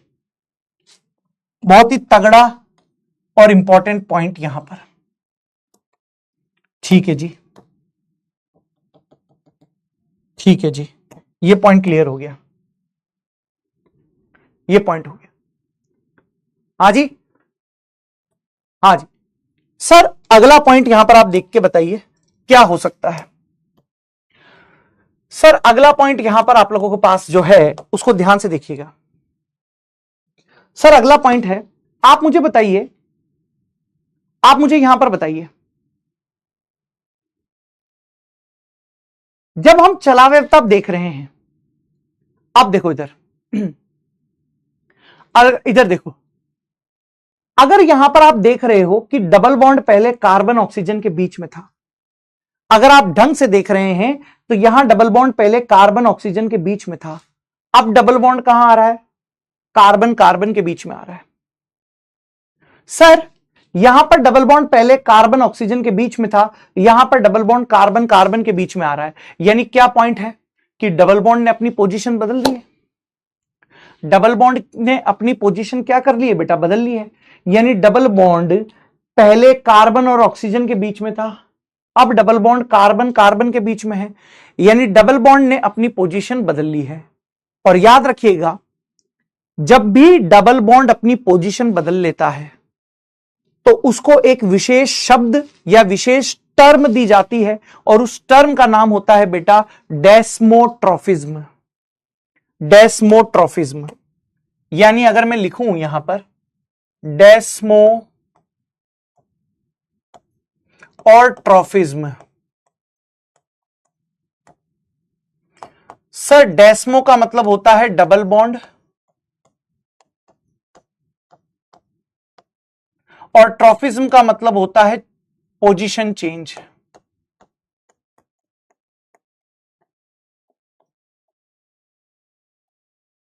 यानी अगर मैं यहां पर आपको समझाना चाहूं, अगर मैं आपको समझाना चाहूं तो भाई चलावयवता में क्या हुआ है, चलावयवता में क्या हुआ है आप लोगों के पास। सर चलावयवता में यह हुआ है कि डबल बॉन्ड ने अपनी पोजीशन को बदल लिया है।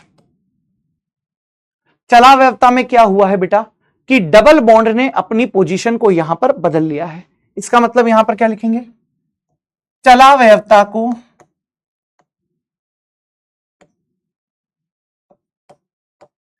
चलावयवता को डेस्मोट्रॉफिज्म भी कहते हैं।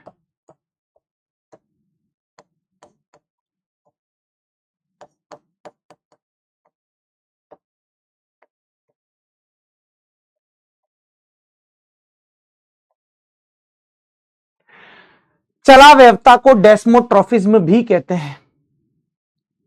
चलावयवता को डेस्मोट्रॉफिज्म भी कहते हैं। बोलो इतनी चीज क्लियर हो गई है, बोलो भाई इतनी चीज क्लियर हो गई है। यस सर, डेस्मोट्रॉफिज्म मतलब डबल बॉन्ड की पोजीशन चेंज होगी। सर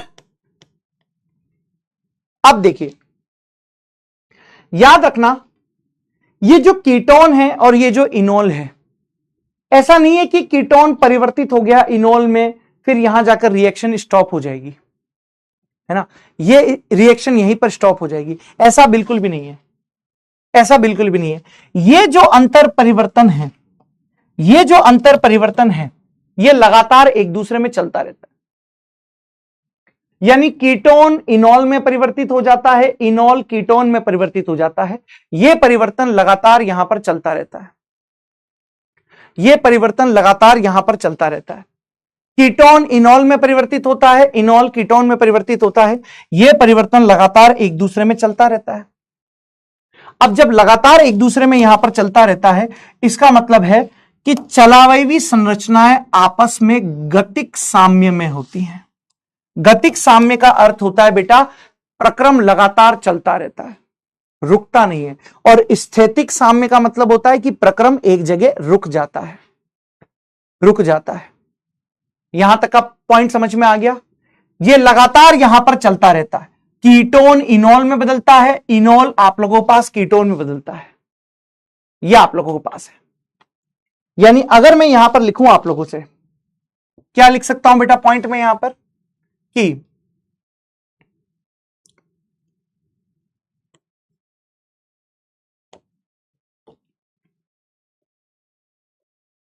चलावयवी संरचनाएं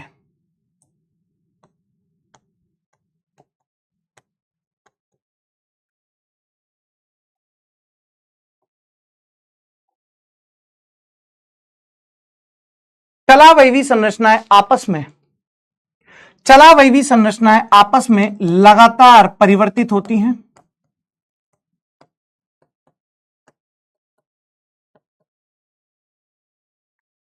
चलावयवी संरचनाएं आपस में लगातार परिवर्तित होती हैं। चलावयवी संरचनाएं आपस में लगातार परिवर्तित होती हैं। इसलिए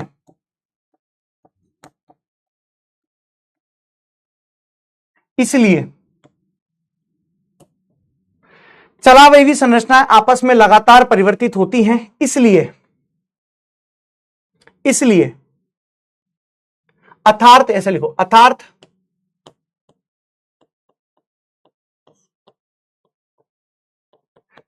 एक दूसरे में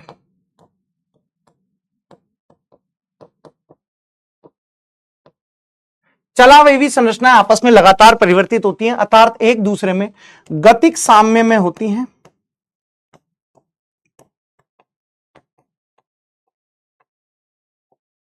चलावयवी संरचनाएं आपस में लगातार परिवर्तित होती हैं, अर्थात एक दूसरे में गतिक साम्य में होती हैं। अतः इन्हें मीरोट्रॉपी भी कहते हैं। इन्हें मीरोट्रॉपी समावयवता भी कहते हैं।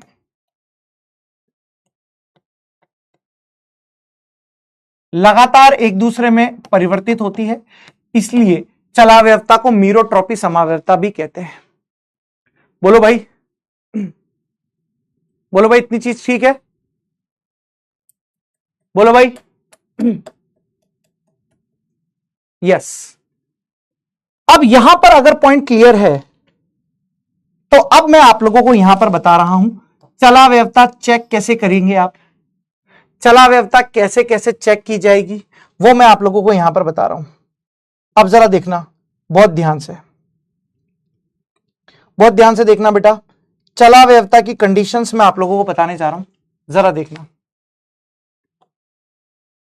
चलावयवता की कंडीशंस।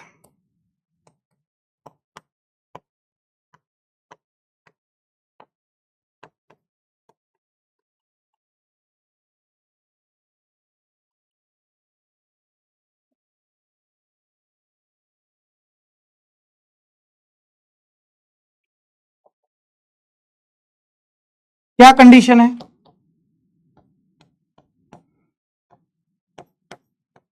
sp3 संकरित तत्व से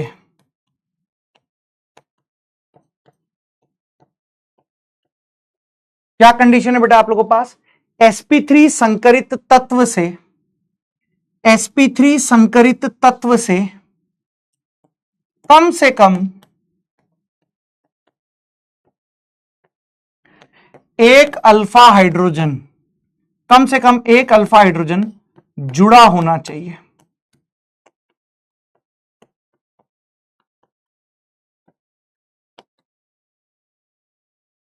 sp3 संकरित तत्व से कम एक अल्फा हाइड्रोजन जुड़ा होना चाहिए। ठीक है, यह आप लोगों के पास है, यह आप लोगों के पास है।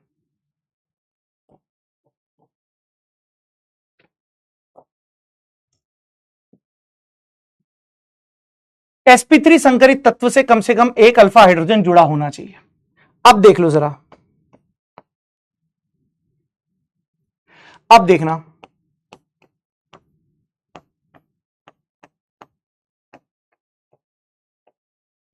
क्या यहां पर आप लोगों को ये सी डबल बॉन्ड ओ दिख रहा है? हाँ सर। सर इस सी डबल बॉन्ड ओ से ये sp3 कार्बन है आप लोगों के पास, आपने कहा बिल्कुल ठीक है। सर ये भी sp3 कार्बन है, आपने कहा ये भी ठीक है। और इस sp3 कार्बन से जुड़े होंगे या इस अल्फा कार्बन से जो जुड़े होंगे वो आप लोगों के पास अल्फा हाइड्रोजन होंगे। यहां पर अल्फा हाइड्रोजन बेटा आप लोगों के पास 6 है, यहां पर अल्फा हाइड्रोजन 6 है। इसका मतलब ये यहां पर हम लोगों को चला व्यवस्था दिखा सकता है। सर CH3 है, यहां CH2 है, यहां C डबल बॉन्ड O है, यहां पर आप लोगों के पास CH3 है। सर आपने कहा ये मेरे पास क्रियात्मक समूह है, C डबल बॉन्ड O है। इस C डबल बॉन्ड O से जो कार्बन डायरेक्टली जुड़ा हुआ है वो अल्फा है। इस C डबल बॉन्ड O से जो कार्बन डायरेक्टली जुड़ा हुआ है वो मेरे पास क्या है बेटा? यहां पर अल्फा है।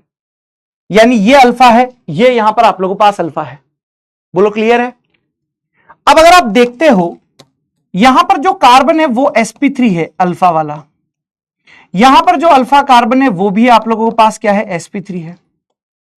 बोलो ना यार, ये भी sp3 है, ये भी sp3 है। और अगर आप ढंग से देख रहे हैं तो यहां पर आप लोगों के पास जो अल्फा हाइड्रोजन है वो कितने हैं बेटा आप लोगों के पास? सर 5 है। ये भी दिखा देगा।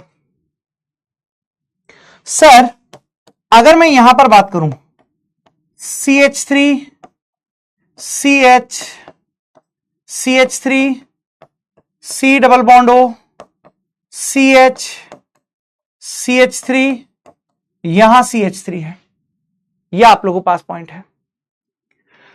अब जरा देखो यहां C डबल बॉन्ड O है, यहां अल्फा है, यहां पर अल्फा है, अल्फा है, अल्फा है। अगर आप ध्यान से देख रहे हो ये अल्फा यहां पर आप लोगों के पास sp3 है, ये अल्फा यहां पर आप लोगों के पास क्या है बेटा? sp3 है। ये sp3 है, ये sp3 है, ये sp3 है, ये sp3 है। अगर मैं यहां पर बात करूं आप लोगों के पास ये sp3 है, ये sp3 है, यहां पर पॉइंट आप लोगों के पास क्या रहने वाला है? जरा देखो, ये sp3 है, ये sp3 है, आप लोगों के पास पॉइंट क्या रहेगा? जरा देखने की कोशिश करो। सर पॉइंट यह रहेगा कि यहां पर अल्फा हाइड्रोजन आप लोगों के पास कितनी है? यहां एक है और यहां एक है, अल्फा हाइड्रोजन यहां पर 2 है, अल्फा हाइड्रोजन यहां पर आप लोगों के पास 2 है। ठीक है सर, यहां पर बात करते हैं इस तरीके से। सर अगर आप यहां पर ध्यान से देख रहे हो ये मेरे पास है, आप लोगों के पास फंक्शनल ग्रुप है, यहां हाइड्रोजन है, यहां हाइड्रोजन है, यहां पर हाइड्रोजन है, यहां पर हाइड्रोजन है, यह आप लोगों के पास पता है यहां पर पॉइंट। अब अगर इतनी चीज यहां पर आप देख रहे हो, अब अगर इतनी चीज यहां पर देख रहे हो तो ये यहां पर आप लोगों के पास क्या है? sp3 वाला कार्बन है बेटा,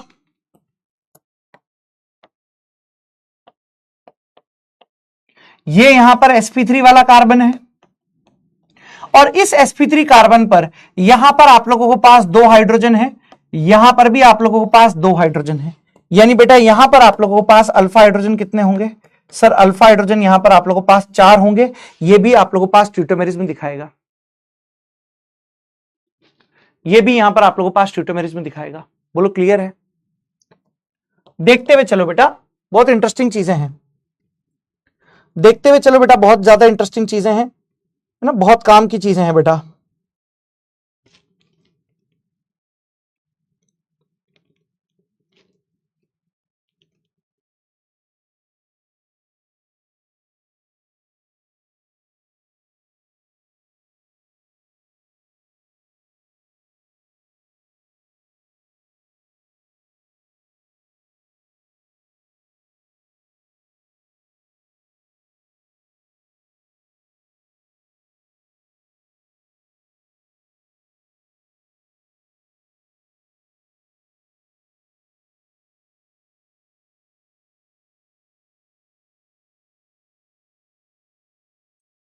देखो प्लीज,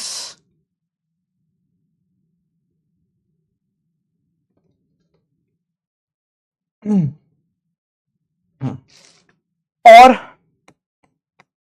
इधर देखो,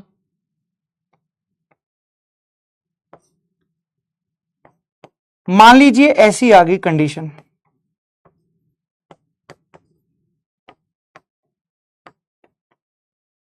क्या देखेंगे आप? सर यहां पर ये सी डबल बॉन्ड ओ है, सर इस सी डबल बॉन्ड ओ से ये वाला कार्बन हम लोगों के पास क्या है? sp3 है। ये वाला कार्बन भी हम लोगों के पास sp3 है। सर ये वाला कार्बन अल्फा है, ये वाला भी अल्फा है। सर इस वाले अल्फा कार्बन पर 2 हाइड्रोजन है, यहां पर 1 है, यानी यहां पर अल्फा हाइड्रोजन आप लोगों के पास 3 है। इसका मतलब ये चला व्यवस्था दिखा देगा। सर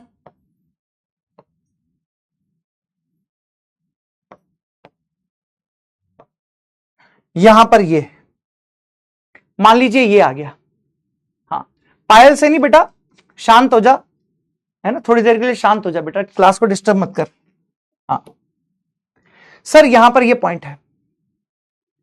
अब इधर इधर ध्यान से देखो, सर यहां पर ये आप लोगों के पास क्या हो गया है? यहां पर हम लोगों के पास ये सी डबल बॉन्ड ओ आ गया है। सर इस सी डबल बॉन्ड ओ के सापेक्ष ये आप लोगों के पास अल्फा कार्बन है और ये भी अल्फा कार्बन है। अब ध्यान देना यहां पर, अब जरा यहां पर ध्यान देने की कोशिश करना। ये जो अल्फा है ये है आप लोगों के पास यहां पर sp2, ये जो है ये है आप लोगों के पास sp3। सर ये जो यहां पर अल्फा है वो sp2 है, ये जो यहां पर अल्फा है वो sp3 है। अब जरा देखो, हमें sp2 वाला हाइड्रोजन लेना ही नहीं था, मैं आपको पहले ही बता चुका हूं कि sp2 पर जो हाइड्रोजन है वो हमें लेने ही नहीं है। हमें हाइड्रोजन लेने हैं केवल और केवल sp3 वाले, हमें हाइड्रोजन लेने हैं केवल और केवल sp3 वाले, यानी यहां पर अल्फा हाइड्रोजन आप लोगों के पास कितने होंगे? 2 होंगे। यहां पर अल्फा हाइड्रोजन कितने होंगे बेटा आप लोगों के पास? 2 होंगे। सर ये एग्जाम्पल देखिए आप,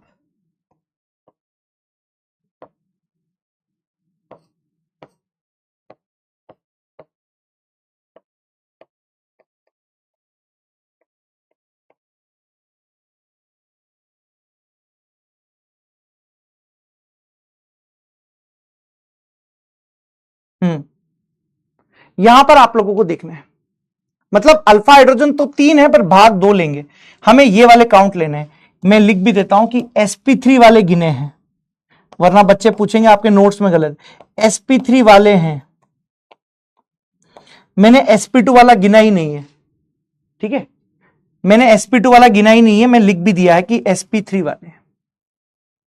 अब अगर मैं यहां पर बात करूं कि भाई ये हो गया हमारे पास यहां पर फंक्शनल ग्रुप हो गया है, ये मेरे पास यहां पर क्या हो गया बेटा? फंक्शनल ग्रुप हो गया है।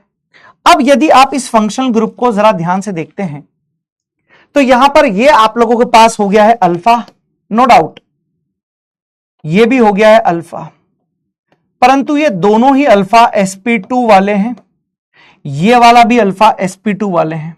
और मैंने आपको पहले ही बताया था sp2 वाले,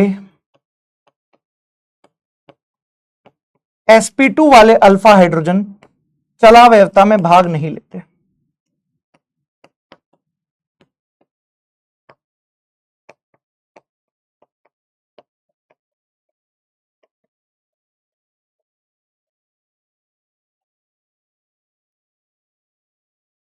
ये है,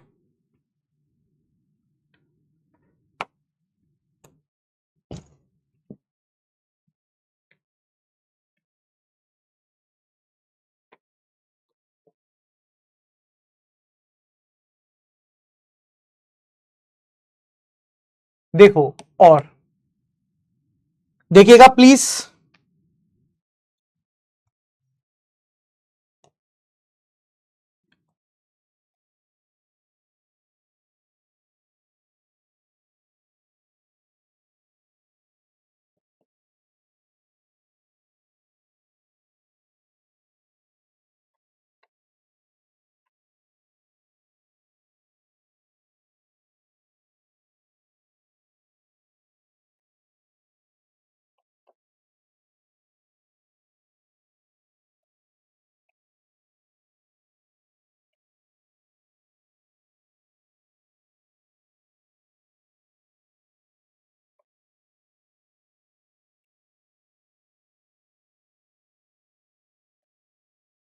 बातें बंद, 1 मिनट में फोटो खींच के लाया हूं कुछ अच्छे से। बातें बंद कुछ बेहतरीन से आप लोगों के पास मैं यहां पर लेकर आया हूं।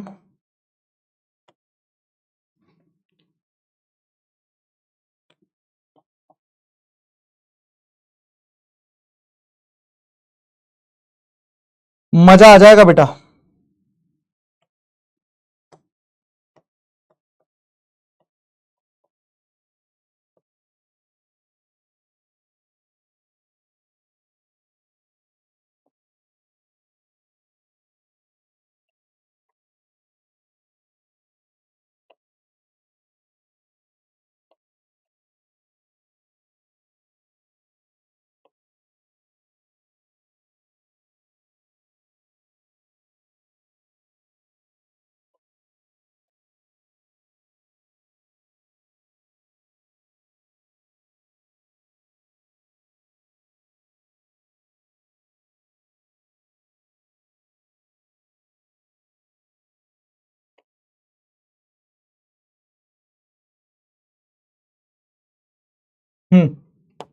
इधर देखो, इधर देखने की कोशिश कीजिए सभी लोग, इधर देखने की कोशिश कीजिए सभी लोग। क्या इनमें हम लोगों को चलावयवता देखने को मिल सकती है क्या? कंसेप्ट देखने हैं, कंसेप्ट देखने हैं बेटा आप लोगों को। कंसेप्ट, क्या इनमें चलावयवता देखने को मिल सकती है क्या? आपने कहा कंसेप्ट एकदम आसान है। सबसे पहले हम लोगों को देखना है सी डबल बॉन्ड ओ है, यहां पर ये सी डबल बॉन्ड ओ है, यहां पर ये सी डबल बॉन्ड ओ है। अगर आप देखेंगे तो यहां पर ये 2 हाइड्रोजन है, ये 2 हाइड्रोजन है, ये 2 हाइड्रोजन है। ये आप लोगों के पास यहां पर क्या है? ये sp3 है, ये sp3 है और ये यहां पर sp3 है। ये 3 हाइड्रोजन है। अब लॉजिक यहां पर क्या है आप लोगों के पास, क्या नहीं है? यहां पर लॉजिक क्या है? sp3 कार्बन है सी डबल बॉन्ड ओ के सापेक्ष, यानी अल्फा पोजीशन है आप लोगों के पास, अल्फा है, अल्फा है। यानी यहां पर आप देखेंगे ये भी अल्फा है, तो यहां पर अल्फा हाइड्रोजन आप लोगों के पास 6 दिखा रहा है। यह आप लोगों के पास ट्यूटोमेरिज्म देगा। अभी हम कल पढ़ेंगे डिटेल से क्या रहेगा क्या नहीं रहेगा, उसके बारे में आप लोगों को घबराने की कोई भी जरूरत नहीं है। हां, अब ये कुछ चुनिंदा स्पेशल एग्जाम्पल है, ये कुछ चुनिंदा स्पेशल एग्जाम्पल हैं जो आपको कंफ्यूज कर सकते हैं, लेकिन आप, मैं पढ़ा रहा हूं तो कंफ्यूजन नहीं होगा। मैं अगर पढ़ा रहा हूं तो कंफ्यूजन बिल्कुल भी नहीं होगा। इधर देखिए, अभी तक आप लोगों को क्या बताया गया था? अभी तक यहां पर आप लोगों को क्या बताया गया था कि sir C double bond O के सापेक्ष हम लोगों को क्या चेक करना है, या फंक्शनल ग्रुप के सापेक्ष हम लोगों को चेक करना है अल्फा, और वो अल्फा sp3 होना चाहिए, वो अल्फा sp3 होना चाहिए। हमने यहां पर चेक किया, ये C double bond O functional group है, ये वाला हमारे पास sp2 निकल आया, ये वाला sp2 निकल आया, तो घबराना नहीं है। हमने कहा हम इसके आगे वाला चेक करते हैं। आपने कहा ये वाला भी sp2 निकल आया, आपने कहा ये वाला भी sp2 निकल आया। अगर मैं यहां पर बात करूं, ये वाला जो यहां पर कार्बन है ये sp3 निकल आया है, और इस sp3 के पास 2 अल्फा हाइड्रोजन है, यानी यहां पर ये अल्फा हाइड्रोजन भाग लेंगे। जो सिखाया है उस पर अटल रहना है, जो सिखाया है उस पर अटल रहना है, जो सिखाया है उस पर अटल रहना है। sp2 वाले अल्फा हाइड्रोजन भाग नहीं लेंगे, sp3 वाला ही लेगा। भले ही वो थोड़ी सी दूरी पर आ गया है, भले ही वो पास में नहीं था, थोड़ी सी दूर पर आ गया है। ये एक टाइप की ट्यूटोमेरिज्म होती है। मैं आगे चलकर आपको पढ़ाऊंगा कि ये कौन सी टाइप की ट्यूटोमेरिज्म होती है। मैं आप लोगों को यहां पर पढ़ाऊंगा कि ये कौन से टाइप की ट्यूटोमेरिज्म होती है। स्पेस ट्यूटोमेरिज्म। हाँ, मोहम्मद वसीम खान, हाँ बिल्कुल, ये अल्फा नहीं है, अल्फा पोजीशन नहीं है, बिल्कुल ठीक है, तभी तो ये है। ये अल्फा नहीं है, ये अल्फा है, ये अल्फा है, ये बीटा है, ये बीटा है, और ये गामा पोजीशन से आया है, तभी तो इसका नाम दिया जाता है स्पेस ट्यूटोमेरिज्म। ये ट्यूटोमेरिज्म का भी एक विशेष भाग होता है बेटा, मोहम्मद वसीम खान, ये ट्यूटोमेरिज्म का भी एक विशेष भाग होता है जिसको स्पेस ट्यूटोमेरिज्म कहते हैं, जिसमें अल्फा बीटा नहीं देखा जाता है, जिसमें चेक किया जाता है कि sp3 आपको मिलना चाहिए। हाँ हाँ, ये एक विशेष है आलोक वर्मा, ये एक विशेष प्रकार की ट्यूटोमेरिज्म है जिसको बोला जाएगा स्पेस ट्यूटोमेरिज्म। समझ में आ गई यहां तक की बात? समझ में आ गई यहां तक की बात? हाँ, ये गामा पोजीशन वाला है लेकिन फिर भी इसको काउंट किया जाएगा। सिमिलरली मेरे प्यारे बच्चों, यहां पर भी ये स्पेस ट्यूटोमेरिज्म का ही सवाल है। कल की क्लास में मैं पढ़ाऊंगा सर, यहां पर ये sp2 कार्बन आ गया आप लोगों के पास, ये यहां sp2 कार्बन आ गया है, भले ही ये अल्फा पोजीशन थी, भले ही ये बीटा पोजीशन थी, गामा पोजीशन पर मुझे sp3 तत्व मिल गया है, यानी ये वाला अल्फा हाइड्रोजन चलावयता में भाग लेगा। ये स्पेस ट्यूटोमेरिज्म का सवाल है, स्पेस ट्यूटोमेरिज्म।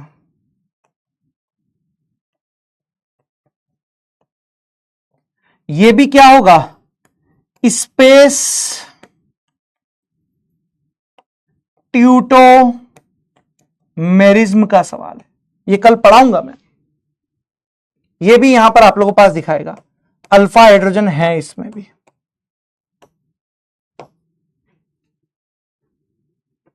ठीक सर, यहां पर अगर आप देख रहे हो, ये मेरे पास है बेटा फंक्शनल ग्रुप, ये मेरे पास है बेटा फंक्शनल ग्रुप, इस फंक्शनल ग्रुप से ये कार्बन अल्फा है और ये कार्बन यहां पर sp3 है, और इस sp3 कार्बन के पास अल्फा हाइड्रोजन है, तो ये भी यहां पर दिखाएगा, ये भी यहां पर दिखाएगा। हाँ हाँ हाँ, पहले ढंग से सुन लिया करो, ढंग से सुन लिया करो। यहां पर ये वाला sp3 वाला भाग ले रहा है, ठीक है, ढंग से सुन लिया करें। सर, यहां पर अगर आप ढंग से बात करें, ये C डबल बॉन्ड O है सर, इस C डबल बॉन्ड O के सापेक्ष ये वाला यहां पर कार्बन आप लोगों के पास sp3 है, और यहां पर ये H है, यहां पर ये H है। इसका मतलब है कि यहां पर ये वाला आप लोगों के पास चलावयता में भाग लेगा। ठीक है भाई, ये भी आप लोगों के पास है। सर, ये भी स्पेस ट्यूटोमेरिज्म का सवाल है, ये भी बेटा स्पेस ट्यूटोमेरिज्म का सवाल है। हो सकता है जो बच्चे पहली बार नीट की तैयारी कर रहे हो, जिंदगी में कभी भी ये नाम नहीं सुने होंगे क्योंकि स्कूल में पढ़ाया नहीं होगा। हाँ, चांद बाबू, रजनीपाल, जिंदगी में पहले कभी पढ़ा ही नहीं है तो कहां से समझ में आएगा? जिंदगी में पहले कभी पढ़ा ही नहीं है चीजें तो कहां से समझ में आएगी? कल समझ में आएगी बेटा, जब हम है ना पढ़ाएंगे, ठीक है ना। जिंदगी में जिन भी बच्चों को ये समझ में नहीं आया कि स्पेस ट्यूटोमेरिज्म क्या है, तो इसका मतलब यह है कि उन्होंने जिंदगी में पहली बार ये चीजें पढ़ी है, पहली बार देख रहे हैं, ठीक है। इसलिए ये चीजें आपसे नहीं होनी है, एक बार पढ़कर आना, कल मैं स्पेस ट्यूटोमेरिज्म के बारे में बताऊंगा, ठीक है ना। ये भी स्पेस ट्यूटोमेरिज्म है, यहां पर भी आप लोगों के पास चलावयता देखने को मिलेगी। हाँ, तो कल पढ़कर आना ये सारी की सारी चीजें, कल पढ़कर आना ये सारी की सारी चीजें, कल क्वेश्चंस करवाएंगे अपन।